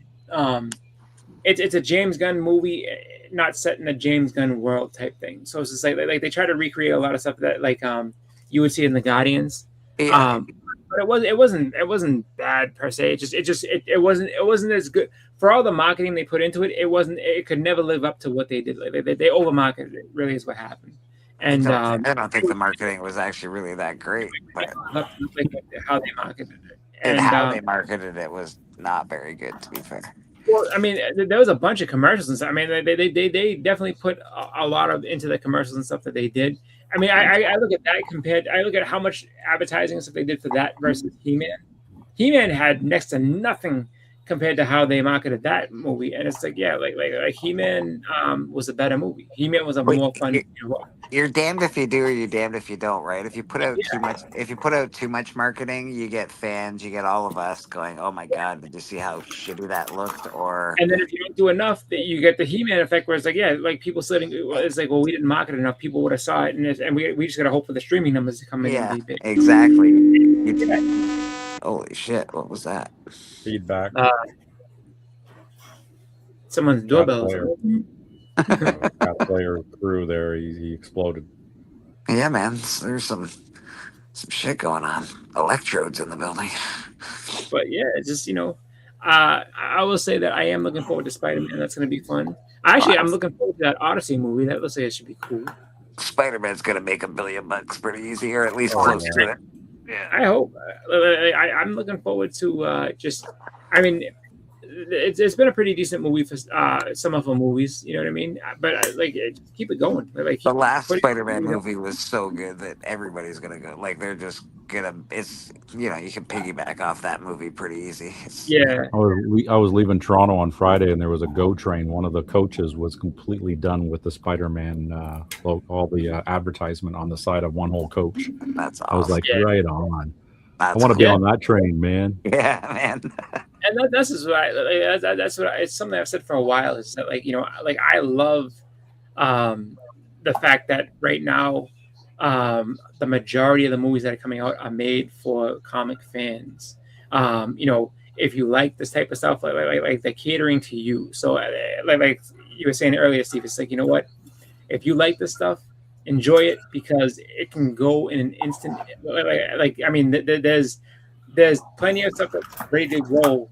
I know there's scripts that aren't being made that are just piling up for different genres of movies that, you know, are waiting to take the box office back. Like I keep saying, romantic comedies and stuff. Like if you don't think that there's a backlog of romantic comedies that are waiting to unleash upon us, like once the superhero movie craze dies down to the point where it's like, oh, we can make, you know, like The Notebook and stuff like that all over again, and make these movies that the biggest draws in the world. Just get all the big stars to be in. They gotta figure out where they want to make their money, Boston. Where they're trying to make their money, they're trying to dip in every pool. They're trying to dip in toys. They're trying to dip in this. They're trying to dip in this. Yeah. And this is a short argument. You know, but movies made for adults, comic book movies made for adults. There's a couple of good examples: Deadpool, Joker. A couple of great examples: billion-dollar movies. The kids movies, Toy Story, this, that, they're billion-dollar movies. You can't do like a kids they're not seeing that. Nobody's going to see that. And they're going to go see either the kids movie or the really adult movie. Those are the two movies that are succeeding. So make an adult version of our cartoon, our superheroes. Because guess what? We're the ones paying the money. We're all 40-year-old men paying money to see this stuff. We don't want to see a childhood version of it. Like, I guess it's fine. It's good. It's okay. But we want to see a real hardcore, like, story-driven, gritty, whatever kind of movie. But that's what we want. And that's what sells. No, I had that. I just look at it where it's just like, I look at it the same way I look at. So I'll look at it and I'll use the World Cup as a right. So the U.S. soccer team lost this week, right? Yeah. And some people will be like, wow, you know, like this is the, you know, like people are going to talk about how this is, you know, just taking U.S. soccer's back 10 years and all the rest of it. And it's like, look, the U.S. soccer team isn't that good to begin with. Can you put that light on over there? It can't take them back 10 years. They've never been that good. So, like, it's like exactly what I'm saying. Yeah, so it's like Canada.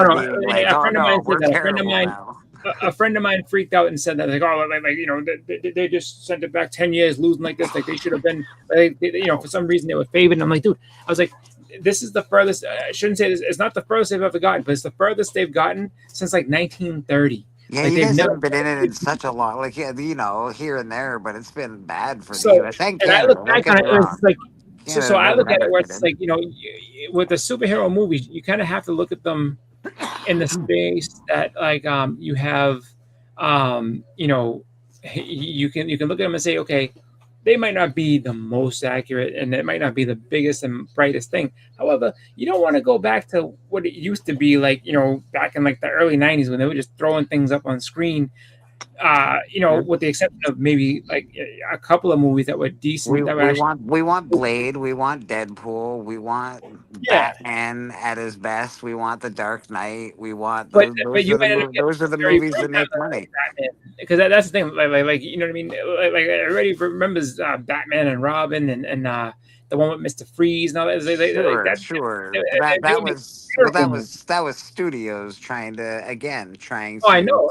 That's what I say. So tap into too many markets. They want the toys and they want the kids as well. They're like, well, if we can get kids and adults.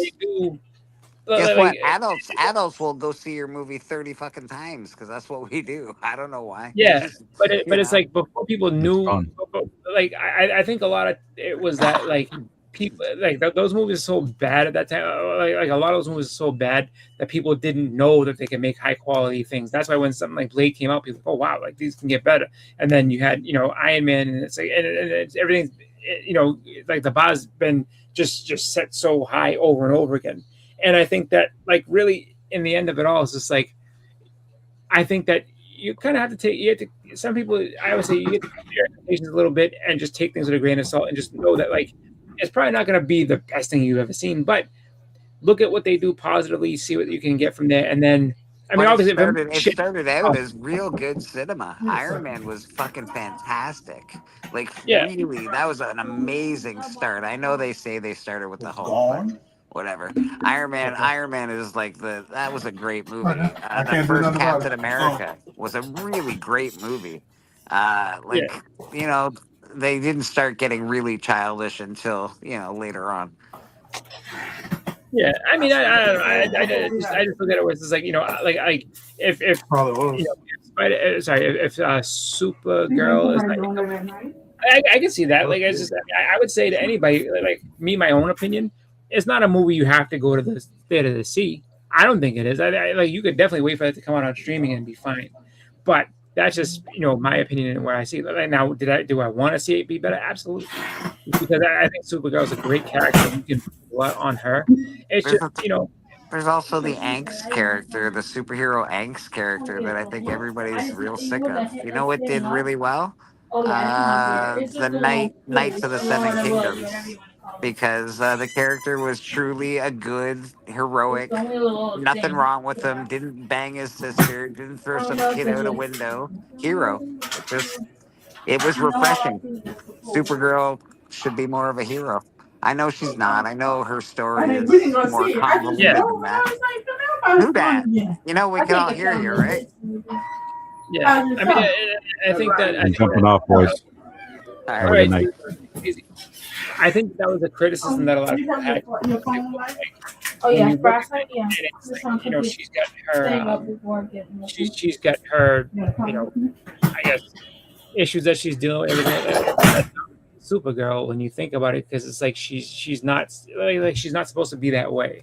You know what I mean? She's supposed to be better than, you know. I mean, just like Superman, like they're supposed to be, you know, a cut above everything. It's what people should strive to be. Like, and I understand. I get that there's different Supergirls, and I get that because I read comic books, or I know people that read comic books.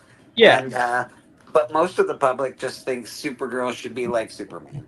And then you give them you give them what you gave them, and then they didn't learn anything from Man of Steel. Nobody wanted to see Superman kill Zod, and nobody wants to see her do that.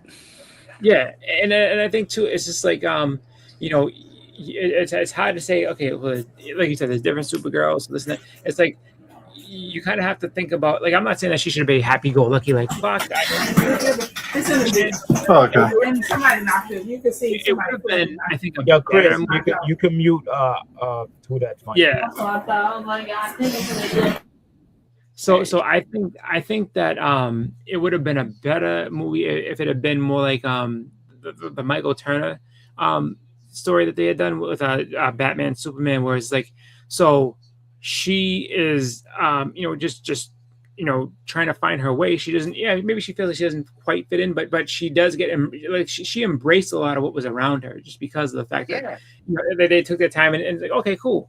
Did this seem like she already like had just written everything off and you know, then eventually comes back to something because she's like, oh, like I can be better than this. And it's just like, well, yeah, but you weren't bad to begin with. The version with Darkseid and then Superman smashing Darkseid in back. Yeah, that would have been a really good Supergirl fucking goddamn thing to do. Yeah, and it works because it's not. It's like she's, you know, learning how to be around stuff, and then because there's part of it where she goes to Themyscira because like, okay, look, we're going to get you around some people that can kind of teach you like how to, you know, like use your power and not, you know, go ahead and, you know, smash people because the Amazons are strong. So it's like, okay, you're not going to hurt these girls. And they're going to get you more familiar with everything. And then eventually you'll be fine. But, you know, they just kind of, like this version of it, like I said, it would be like if Supergirl was in the Guardians of the Galaxy, then I could see that because Supergirl kind of behaves like how Valkyrie did when you first see her, like Valkyrie's a drunk and this and that and doesn't care about anything, and then eventually she's like, oh, like I care about things and everything's great again. You know what I mean? It's just like it's kind of a weird. Even the dog is like too rambunctious. It's like, relax, man. Jesus, everything. Yeah, everything is. It's just, I don't know. But you know, people like crypto is kind of lovable. People do like Crypto. He's just kind of, because they're looking at him like, oh, he's just a puppy. He just wants to play. And so crypto, you can forgive him being a little bit, spunky, just because he's a pup. I get that. That's my point. They're trying to do this, like, they had something amazing with Mandalorian, and you know what they went for? They went for plushies. They were like, we got Grogu. That guy's gonna make more plushies than we can count. And that's instead of making something for the fans, and they went with plushies, and now their movie bombed at the fucking box office. And that's what you get. Yeah, I mean, that to me seemed like they were overreaching just from the get go, because it's like it's a TV show. I mean, that easily could have just been another season of the TV show, and I don't think anybody would have really cared. Yeah, or a special episode or something. Yeah. Yeah, to have it come out in the movie theater was I think a little bit too ambitious. That's just for me, based on the fact that it's a Disney Plus show. You can stream it, like it's always been that way. And now you're like, oh, we got to make a movie. Well, like, what are you putting into this that's going to make it that much, more? And the fact that you've lost Star Wars fans, you got to make something good to bring them back. Otherwise, you're fucking shooting in the dark, man. Yeah. I feel like where they could make, where they could make it up to them in a way would be if you adapt the Old Republic video games into an actual movie series. Andor was really good. The one where they blew up the Death Star was really, really good. That's probably like the third best movie in the fucking franchise. And I didn't mind the first, like The Force Awakens, because let's be honest, it was Star Wars, and it was Star Wars all over again.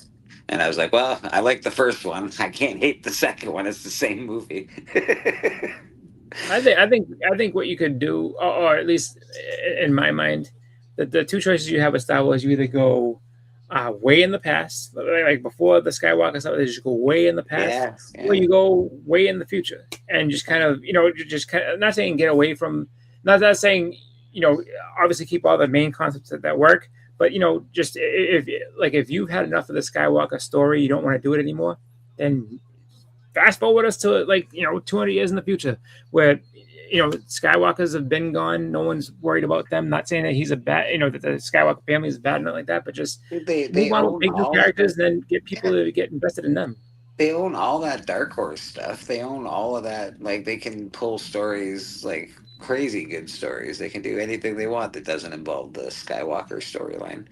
They can do this. They can do the Sith Wars. They can do tons of shit. Yeah.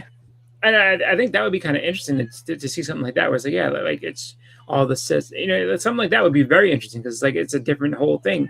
And like you said, it's Sith. So it's like, okay, like this is going to be a darker story just to begin with, just because the fact is that you have a bunch of characters that are on the dark side of the Force. So that would be interesting to see, like how is this going to play out? It's going to be action packed, but what do you, how does this work? What makes it interesting? You know what I mean? And I think that you can.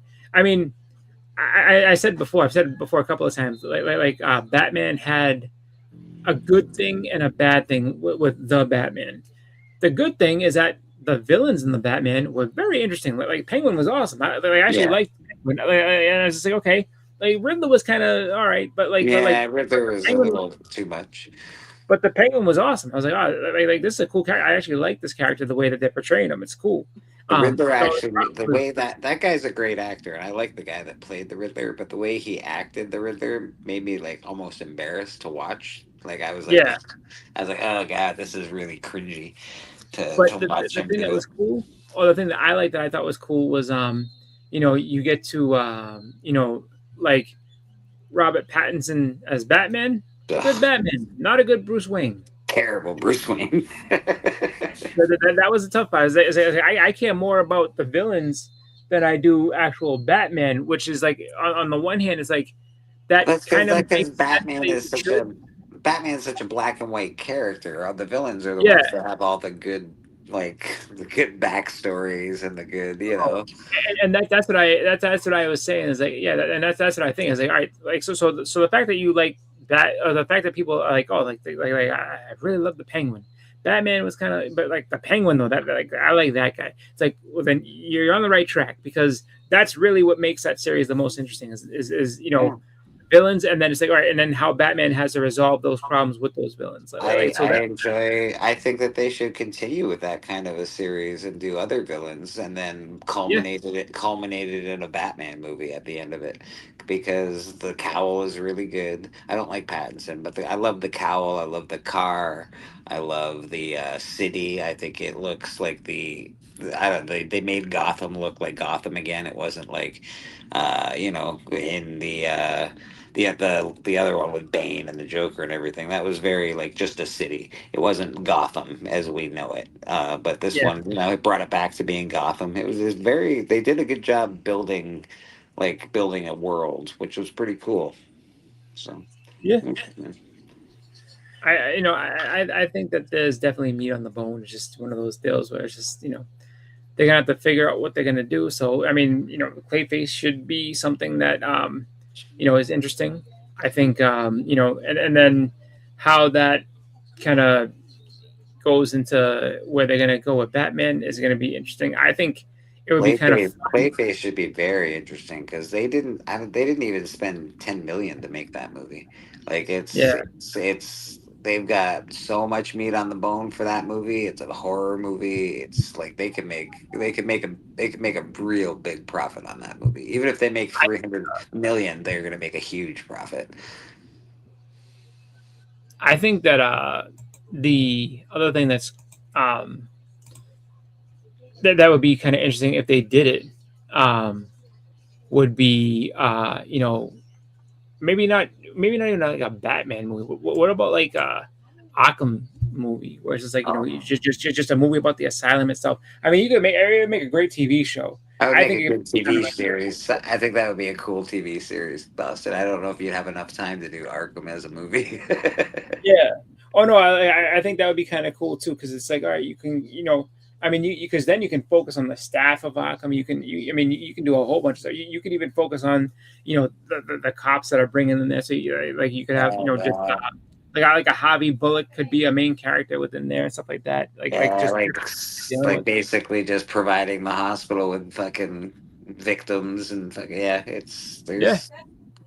it would be pretty cool. I think it'd be a cool show. And again, if you can, she's probably asleep.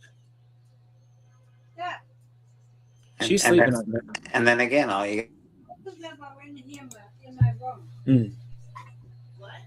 Why do I keep getting muted?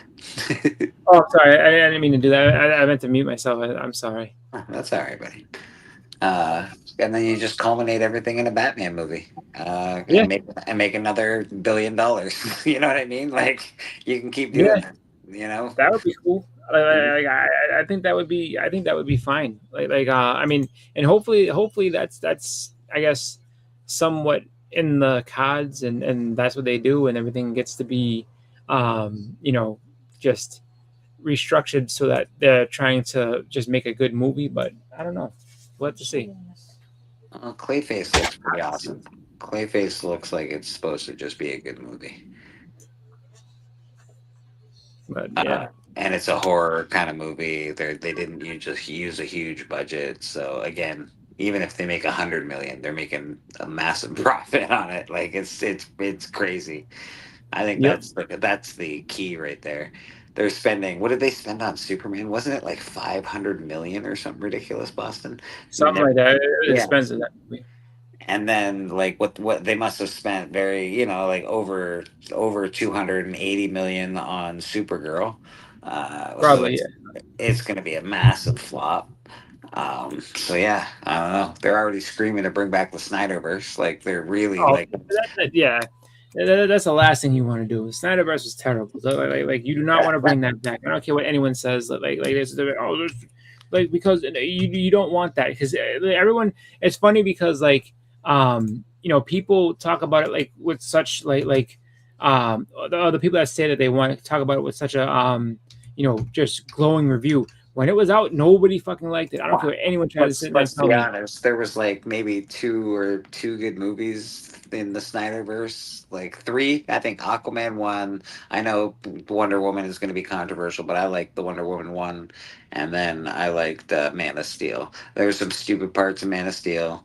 But overall, I like those three movies. But the culmination of all of that shit was garbage, bro. Just Yeah. fucking trash. No, Absolute exactly, shit. and it's just like and it's because they tried like their thought process was we're gonna do like we're gonna do just like the Just like MCU Marvel. thing. Yeah, we're gonna.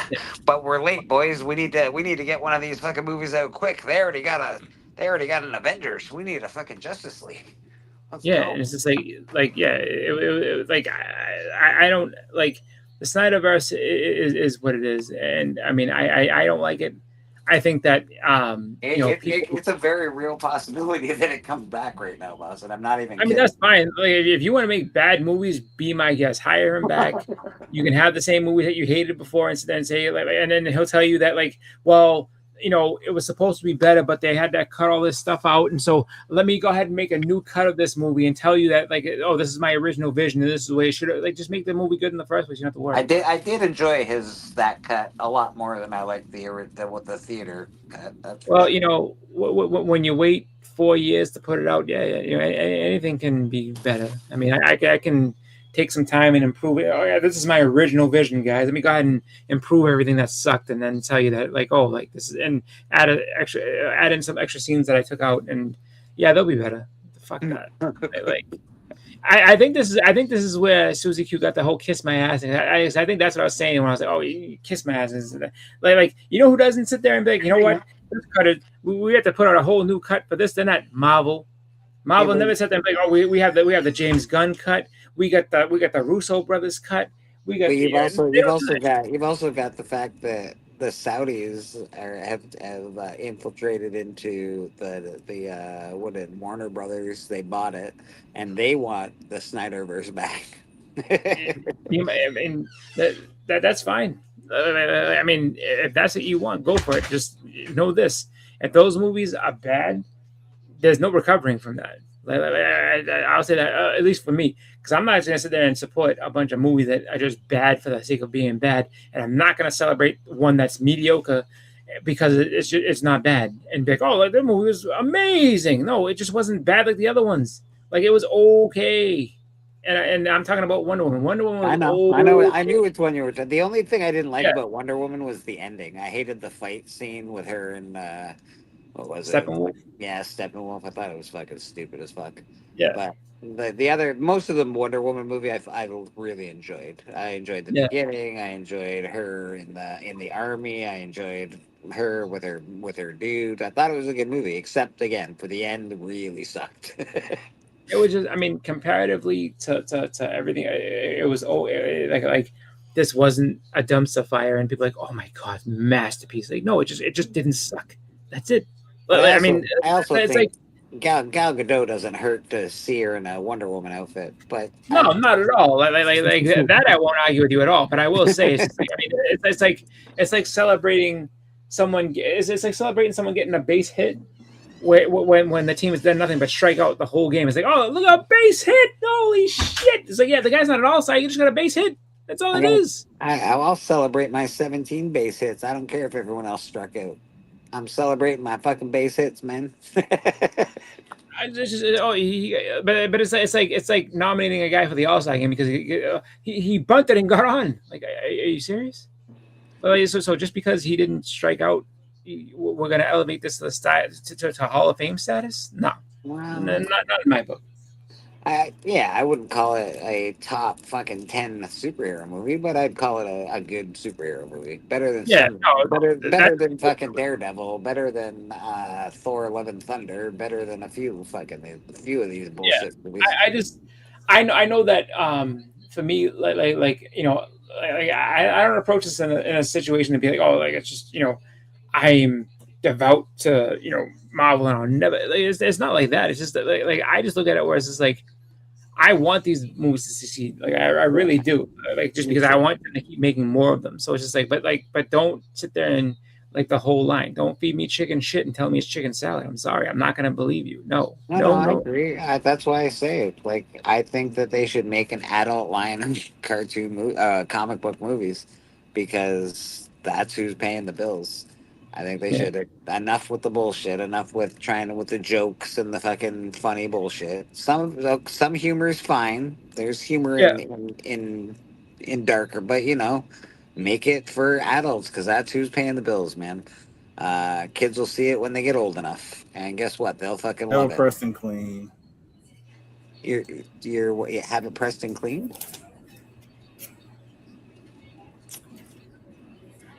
Oh, I think it's in the auction. It doesn't say 50. It says.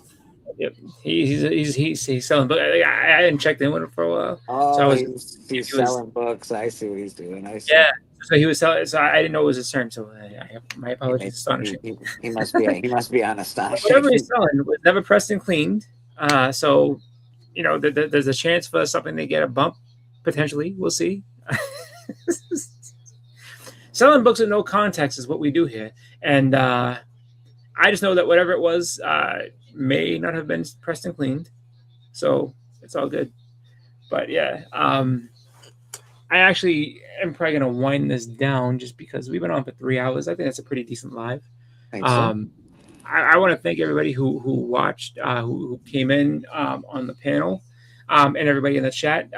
Bobby, Steve, White, Callie, TM Nerdy, Biggie, Beckerman, and let's see anybody else that came in. Beckerman's still wandering around his house looking for hamburgers or something. No, I think he took care of that. I think Whataburger, cured that. I think Whataburger cured that. I would assume, but we don't know.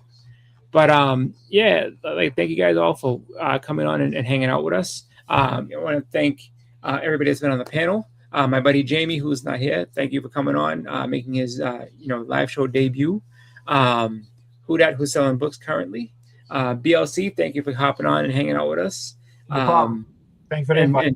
As well. And just like we always do. So I'm not give everybody a chance. So BLC, do you have anything going on your channel? I know you said you're going to do the preview for the Terrificon, but what do you got? Yeah, I gotta do the free giveaway Terrificon. Of course, I have that free giveaway, which the winner will be picked this week for the Joker. Yep. And I still have to do some more videos on some books that I picked up, and then another video on besides comics what I picked up. So stay tuned. Yeah, you got to do that video on whose book did you buy that's stolen. That's true. Yeah, that's true. When I get into with that, yeah. And if you didn't see the my video on what happened to my CGC order, yes. Now I know why my books was rejected by CGC. If you saw what the box looked like, yeah, it was a horror story. Oh my god. Yeah. That damn thing was like torn from the corner, like open. It just, thank God. I sent the books back. They still not. They're at CGC. They got it. They just haven't put it in the system yet. And I do have orders at CGC for pressing. That's been in there for it's been there for a while. They're at the CG, whoever the pressing side is. There's 2 orders, one modern, one vintage. You figure the modern one would go first. No, the vintage went first for pressing. It's still in pressing. And so the other one, so I don't know how long that takes, but it's taking forever. It's going to take a while for BLC. Yeah. And of course, I also have some more books from Philly Fan Expo that I got signed, but those books are going to be a while because there are multiple signatures that I want on these books. So I only got like one of the signatures at Philly, so they got to go to the other cons to get the other signatures, because those artists wasn't there. So that's going to be a while before they get, those signatures on those books. So that might be a while. So stay tuned, and I'm waiting for Jigs to come back from his long hiatus, and we'll be doing a show on Amazing Spider-Man, Space Ghost, and Thundercats.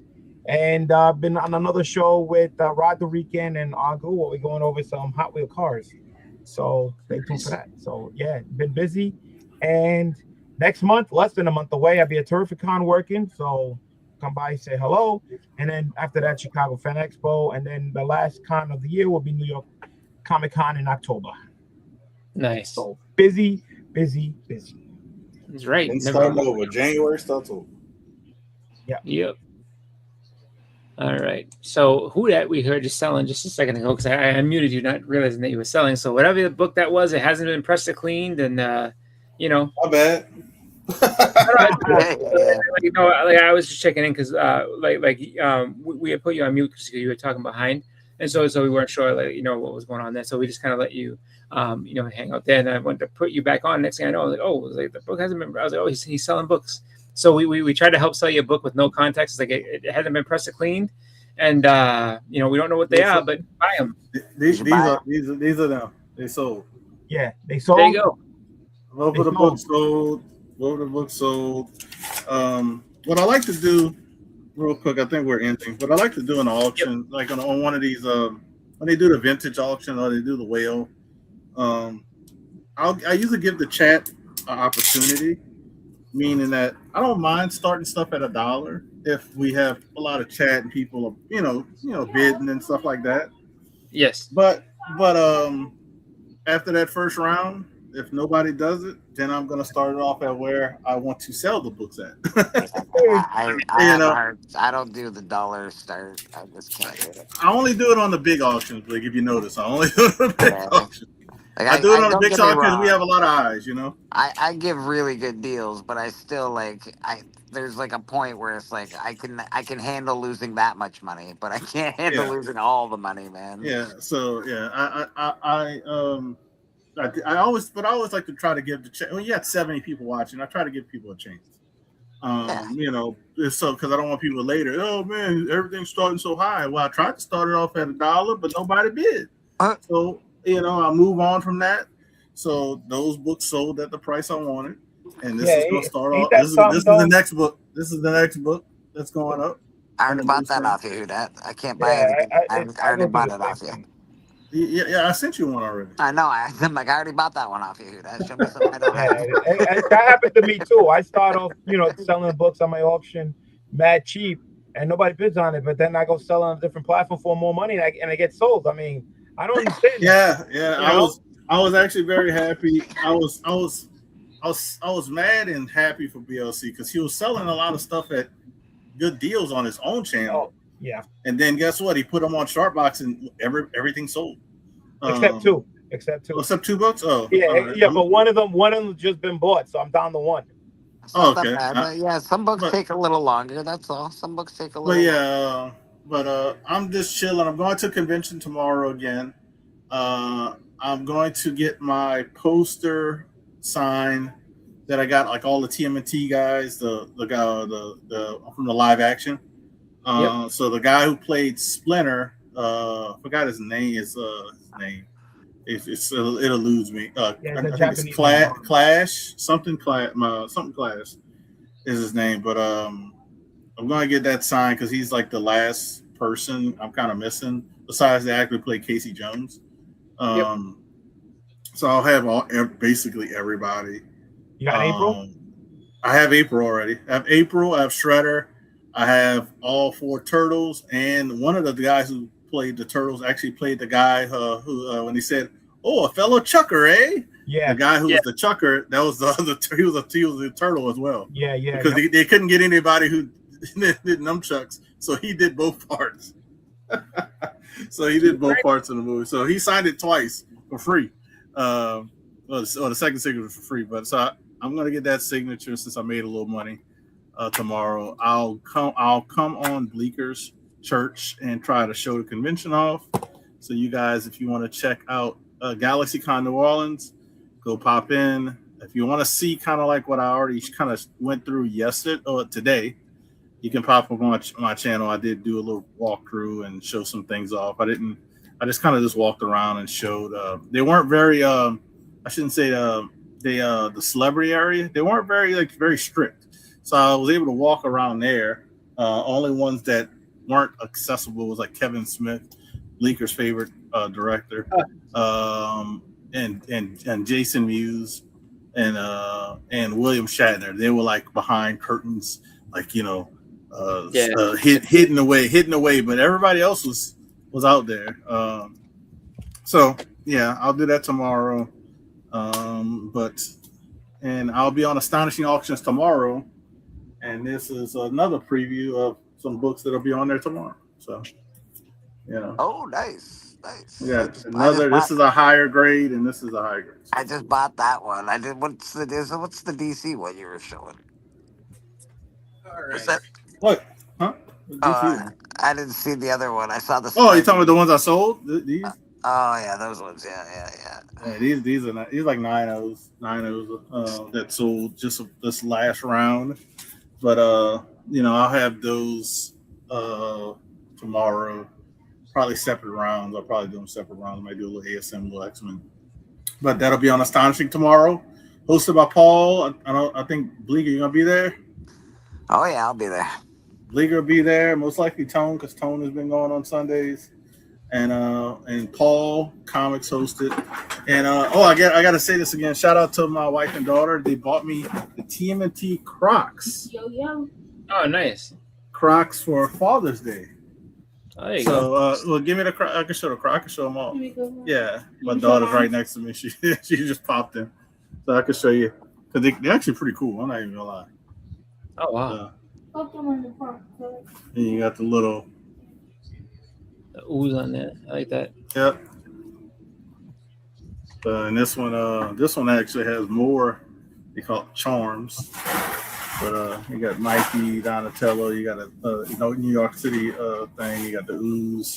So shout out to them. Thank you very much. I appreciate it.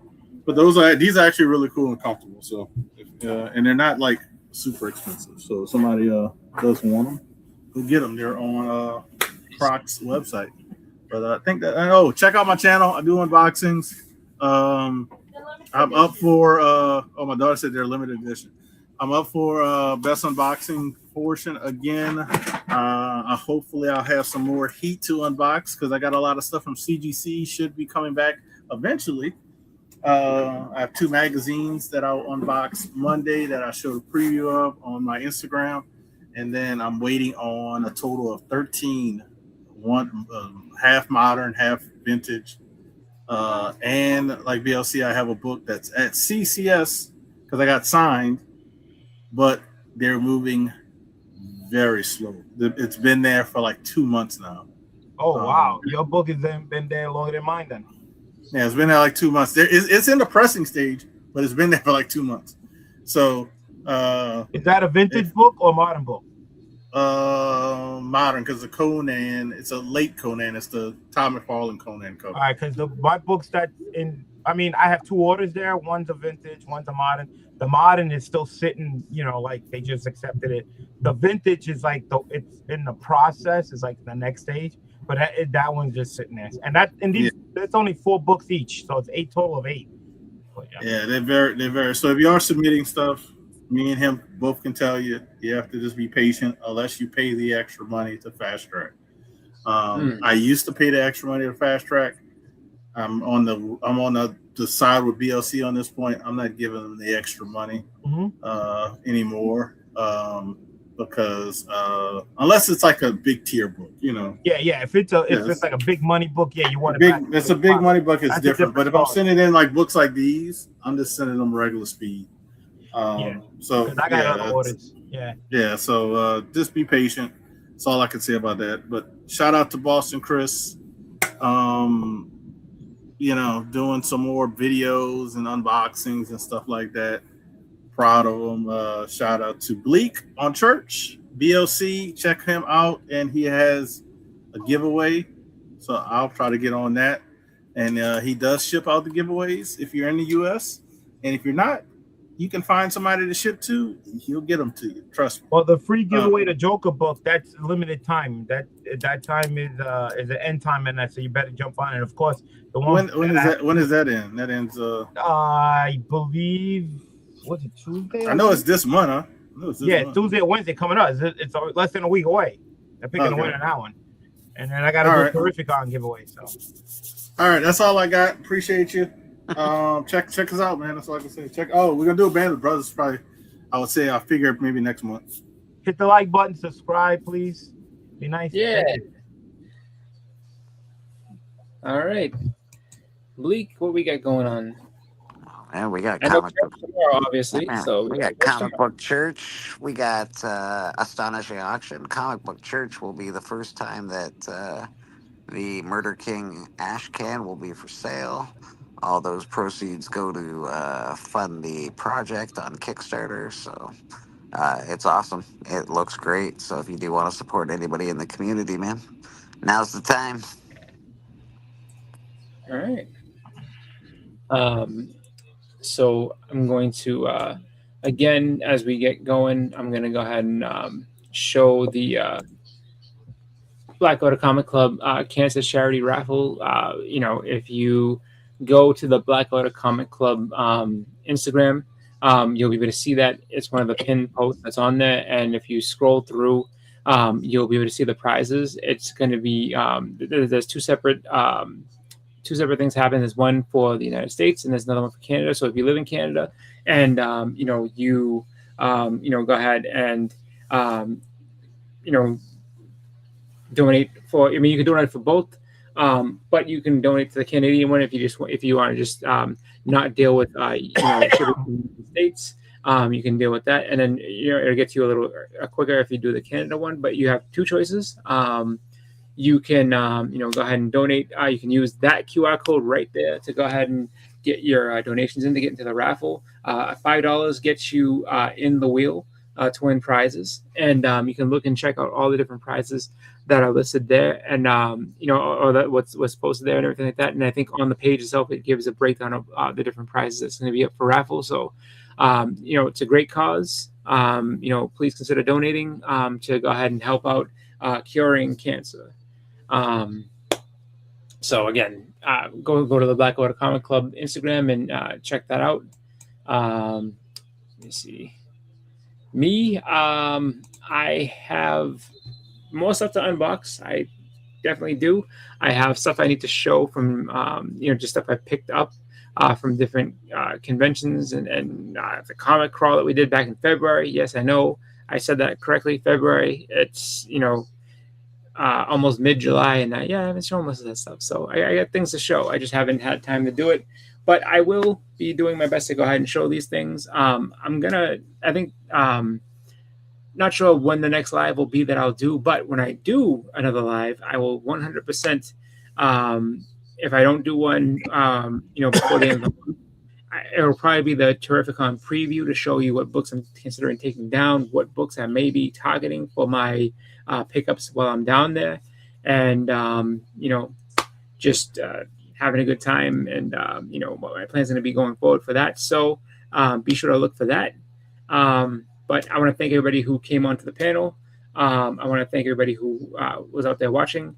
And we're going to wind this down. So everybody have a great night. Enjoy the rest of your weekend. Go on to Comic Book Church tomorrow. Be sure to watch Bleak and showing the, Murder King, the sale for the Ash Can starts tomorrow. And, if you don't subscribe to these guys here, Big Lion Cat, Who Dat, Bleak, Steve the Voice, White, go ahead and, give them a sub. Check them out, see what they got going on, because they all have amazing collections, amazing stuff that they show, and they do a lot of work to entertain, the community. So with that, before I even forget, make sure that you jump into Big Lion Cat's, giveaway, just because, hey, look, you showed us some great books he's going to be giving away, so why not get in? So with that, I'm going to get going. I want to thank you guys for watching, and everybody have a great night. See you later. Man.